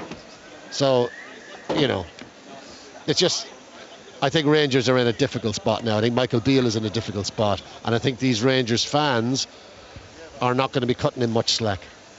I don't know about you, Neil, but it looked to me is that they've got so much territory in that second half, but there was a lack of coherence among the players. The relationships hasn't been developed yet. It was almost like hope that somebody's going to do something. Danilo got in and had an opportunity, but there was no build-up properly, link-up play between them that was cutting Celtic. Celtic were pinned back there, but he didn't seem to be able to create chances by good, maybe link-up play that you would expect from a Rangers team. That's what I was seeing. Yeah, but I know exactly what you're saying. We're in September now. There's been 7 or 8 games in August, pre-season games. A lot of these guys have been here from the start. You're looking for more. Michael Beale did make changes, brought 5 subs on, changed it the second half, actually dropped Roof into a 10, put Matondo further up to try and change the flow of the game. Celtic continued to play out, brought problems upon themselves, but still they didn't come up with the answer of finding in the back of the net. Tom's right. You know the drill, Pat. When you come to Celtic or Rangers, I'm speaking about Rangers, it's a big heavy jersey. The fans let the players know at the end of the game they were not happy. A lot of the guys applauded as well. But you have to come up with answers. You have to prove to the fans here that you deserve to be playing for this club. It's gone down, it's come back up again. They're now at a stage where they should be competing for a title, and they should be competing to beating Celtic here, who are not firing at a full partisan Ibrox, and you should be getting 3 points, and they didn't do enough. I'm looking at Dessers coming off. He looks so down because he's carrying that emotional burden as well as the burden of scoring goals, and it doesn't help the boy when Roof's getting taken off and the whole place is going crazy because they're saying, why is he coming off and not Dessers? Then Danilo goes on and he's trying the boy, he has a chance. Joe Hart produces a great save, but Richard, I'm looking at him, he looks like he's thinking, my goodness, what is this place? I mean, I could be anywhere but here at times. He looks as if he's shrinking. These guys will only show up when Rangers start winning games and start blowing teams away and scoring 4 and 5, and these guys are feeling part of it and they're feeling that little bit of a release of pressure. But I'm sorry, boys, that pressure is not going to go anywhere unless you're beating Celtic or you're sitting at the top of the league. And the longer that goes on for Michael, with his new signings, as you say, Tom, 7, 8, 9 signings in the building, until they start hitting form and winning games of football, and there's a distinct style of play, there's a distinct impact and product from these players on the pitch that's tangible with goals, assists, winning games, then the pressure will intensify on not only Michael but these players, and then that jersey will get heavier, and then that's when you really need to step up to the plate. And of course the gap now is 4 points, and now the next game against Celtic is going to be at Celtic Park. All of that. There's a lot of football to be played before that. I know that. I understand that. The pressure will become greater. I understand that, but and there will be pressure now and the build up to it, and they've got the European games coming up also, which is not an easy task for them, and they'll be expected in that Europa League to perform and do well. So there's a lot of pressure on them. But I'm just saying, from a Celtic Rangers context, the next one's away from home, going to Celtic Park. They've got to be in a position, if they're off Celtic in any way, shape or form coming into that game, then So Rangers have to improve, but Pat, Celtic have to improve as well, don't they? Yeah. I mean, defensively, that was as nervy and shaky a clean sheet as you will ever see Celtic get at Ibrox, wasn't it? Yeah, and maybe listen, apart from Scales. Yeah, I thought Liam Scales did very well, and you're right to pick him out. And for a young boy who last week got a little bit of stick from the fans, mostly because of him having so much time in the ball and the frustration of them not being able to score and so on. But today he hung in there. I thought he defended well. He passed out when he had to pass out. It was the other centre half that was causing me terribly anxious moments, and they continue to do that for but it was that whole almost second as half. if we're just going to keep testing him here, because he looks nervous. He doesn't look comfortable. Let's just keep giving him the ball in quite difficult situations. Like, you've got to paint the picture. Joe Hart gets the ball on the 6-yard box. He stands on the byline. They pass it to him. Then he steps out maybe 4 or 5 yards above, and then he goes to play a pass, and the pass is cut out, and suddenly now he's out of position to defend on recovery mode.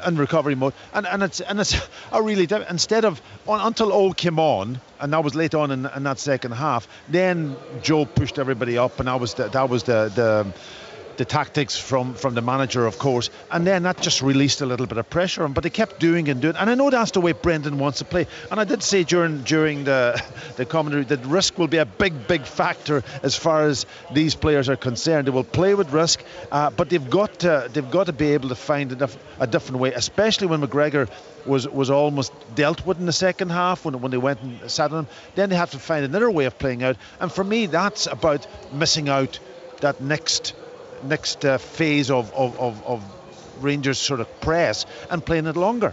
And always obviously the one that came on. Maybe the other players aren't a target for Joe to hit because they're not big, but just play it in there, get them up the pitch, and then take your chances, especially when you're getting done almost for about it was a 20-minute period they couldn't get out. Brendan Rodgers was sitting in that dressing room thinking, yeah, that was poor today, but we're sitting with 3 points. I know. I mean, that's the cold light of day. No, but I know what you're saying, and they're going to have to coach that, because fair play to Big Lagerbielke, he continues to take it. Yeah.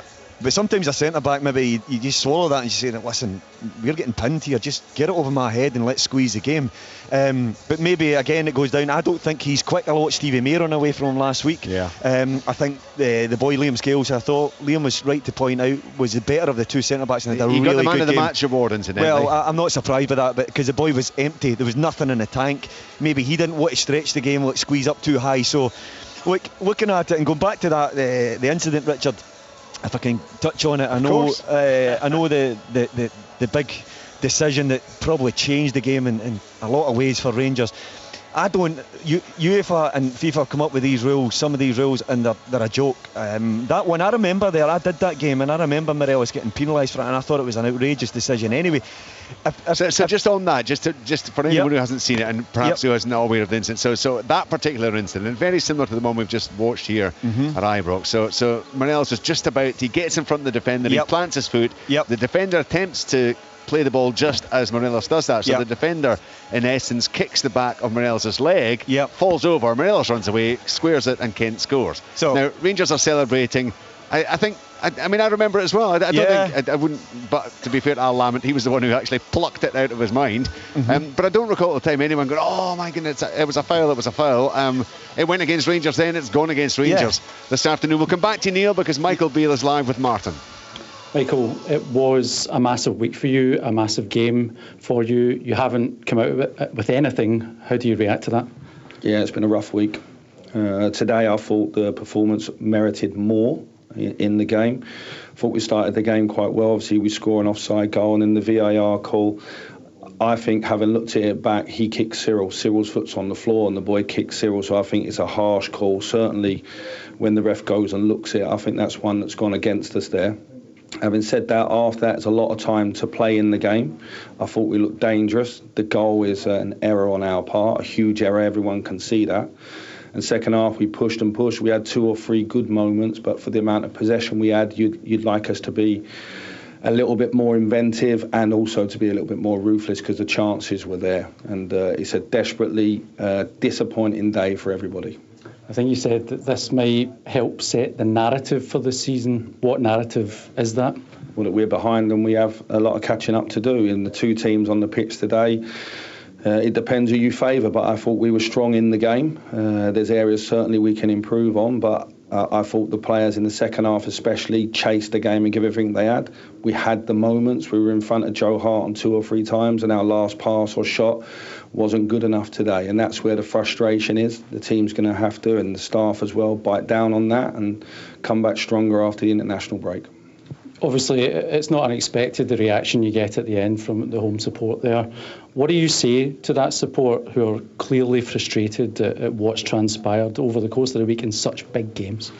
Well, I completely understand it. There's a lot of weight in the shirt and being involved in this club, and the expectations are high. We want the expectations to be high. The fans are disappointed in the results the team's got. It's natural. It's no different to Rangers than everywhere else. I think that the fans today, they stuck by their team for a long, long time in the game and pushed them, and it's natural at the end of a derby if you don't get the results, certainly at home, for the fans to show some frustration.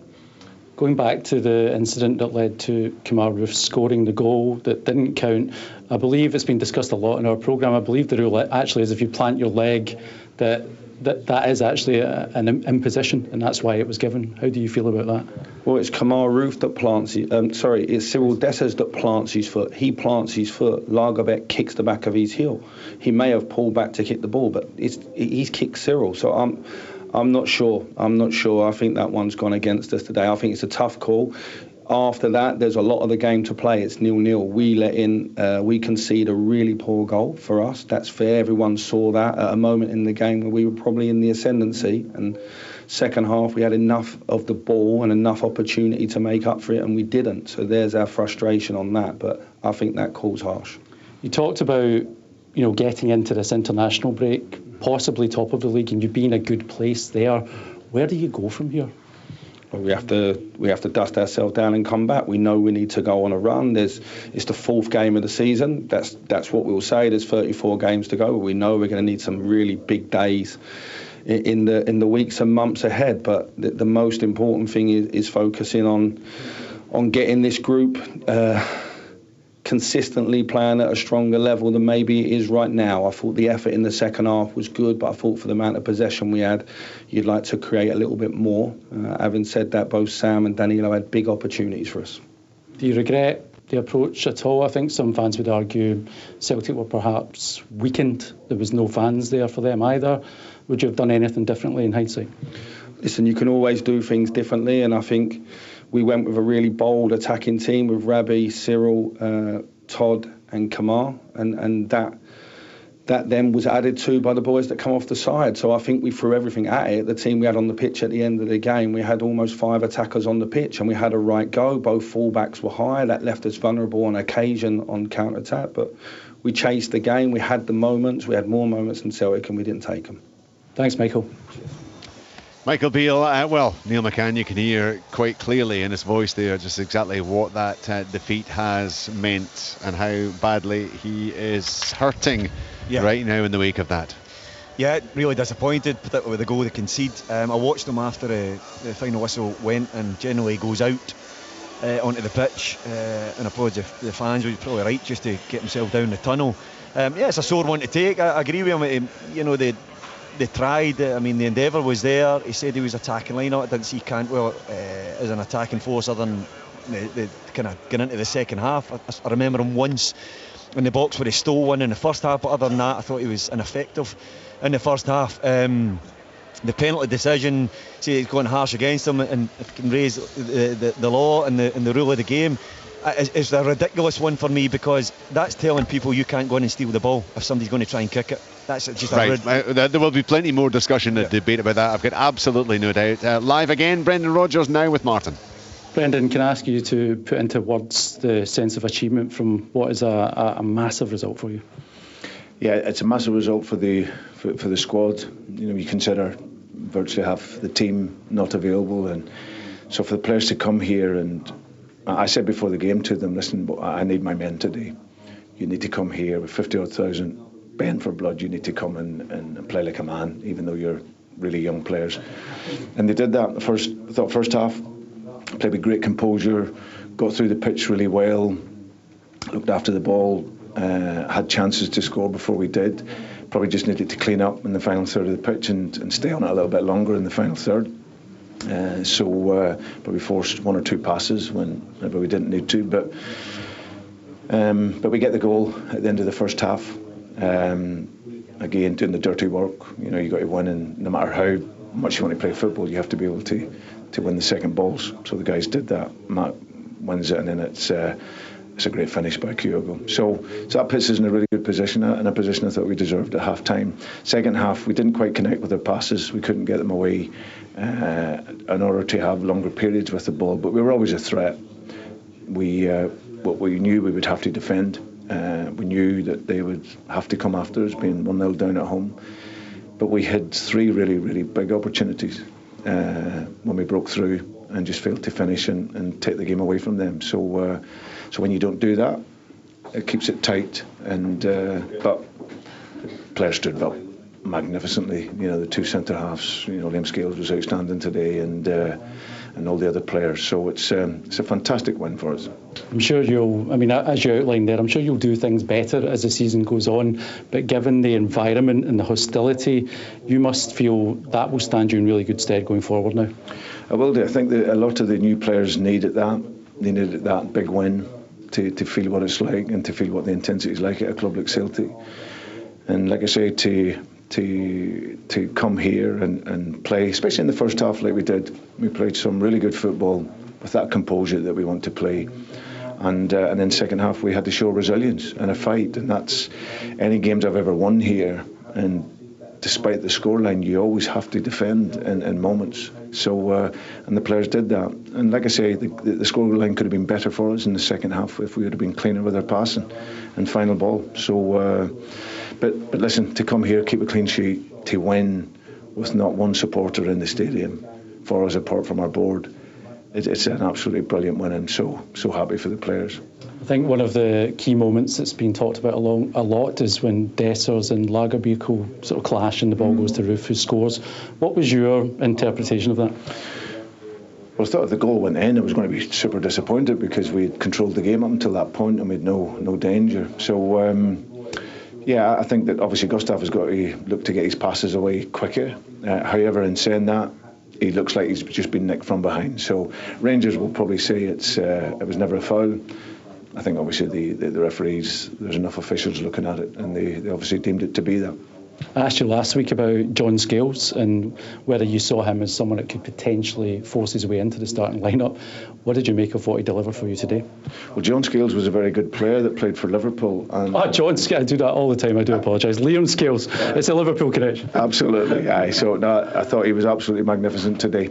I can always rely on him. He's a good guy, he's come in, he wants to play games, and I thought today he really stood up to the challenge and was absolutely brilliant, so very happy for him. Still recovering from that. Okay. You mentioned Kyogo and the quality of that strike. Did you tinker with the way he was playing today? Because I think some people thought he'd been playing deeper in the opening few games and maybe a bit more up there today. No, not at all. I've not tinkered with anything at the top end of the pitch. We just needed to connect the game. I think there's other areas that we've sort of tweaked, but front end of the pitch, it's from halfway forward. It's really about doing what they're doing and just adding little bits to that.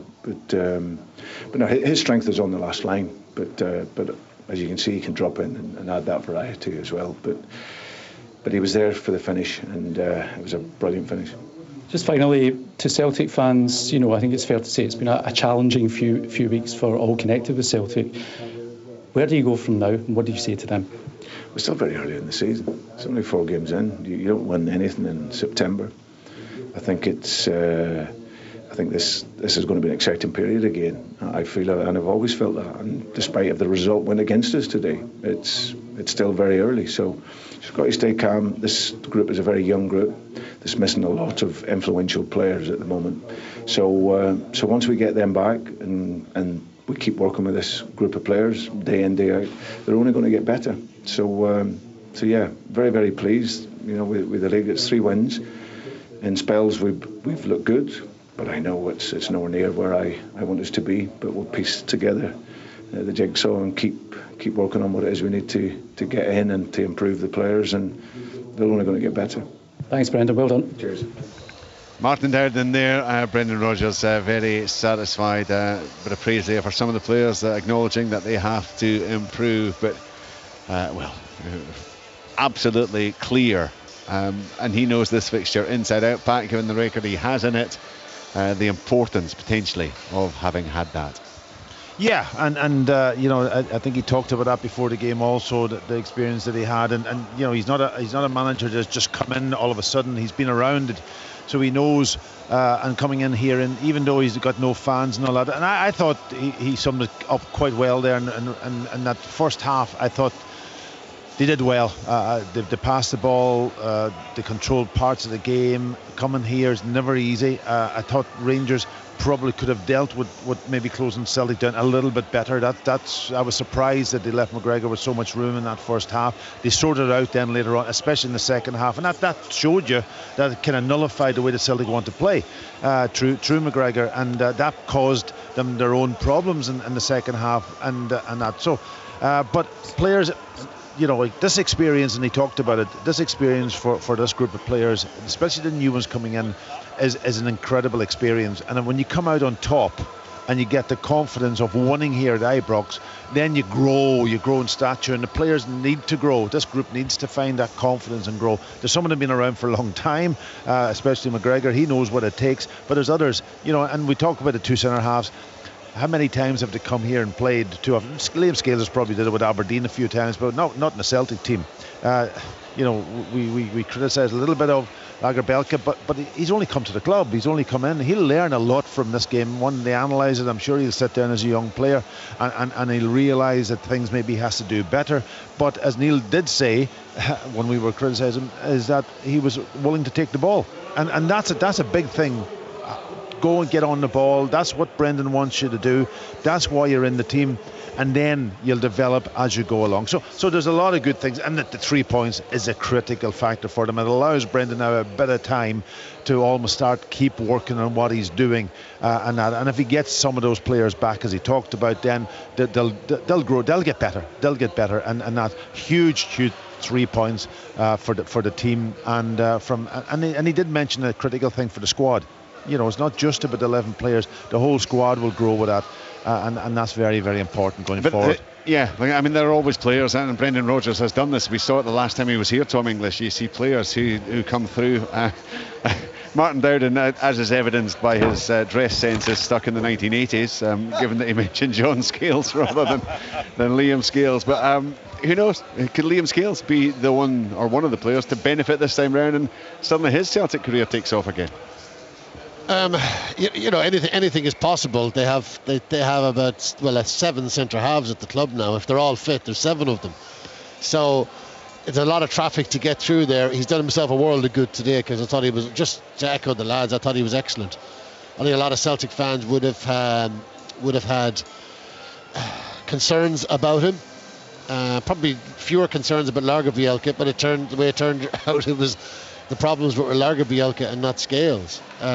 I thought he was terrific. I thought he battled hard. Concentration levels good. Commitment massive. I thought he was very, very, very good. Now, when Carter Vickers comes back in, when Nawrocki comes back in, they're your two, aren't they? They are, but there's competition there now for that left-sided side. But what Liam does, sorry Tom for cutting across, the Liam has that balance of a left-sider, and that to me is probably in the way that Brendan wants to play is a huge factor. If you can get a left-sider and right-sider playing in those positions, then it's much more balanced. I don't know. I mean, if it is going to be Nawrocki and it's obviously going to be Cameron Carter-Vickers whenever he's fit in 6 or 8 weeks. Who's the other one? Probably Nawrocki. Phillips has been brought in on a short term. Is he going to get much game time? Scales looked like a guy today that has seen all of this traffic around him, and the arrival of Phillips from Liverpool, and get right, okay, this is my chance. There's no bigger chance in domestic football than to come again to Ibrox in front of 50,000. As Brendan Rodgers says, we need you to be men today, and he was terrific. You can't expect any more of Scales. Not many Celtic players they all battled hard. Huge commitment levels, nowhere near their level, but that is the sickening thing for Rangers, that here they are, Celtic have come in with injuries, lacking in confidence, a lot of new players on the bench, and they still lose. Celtic still win.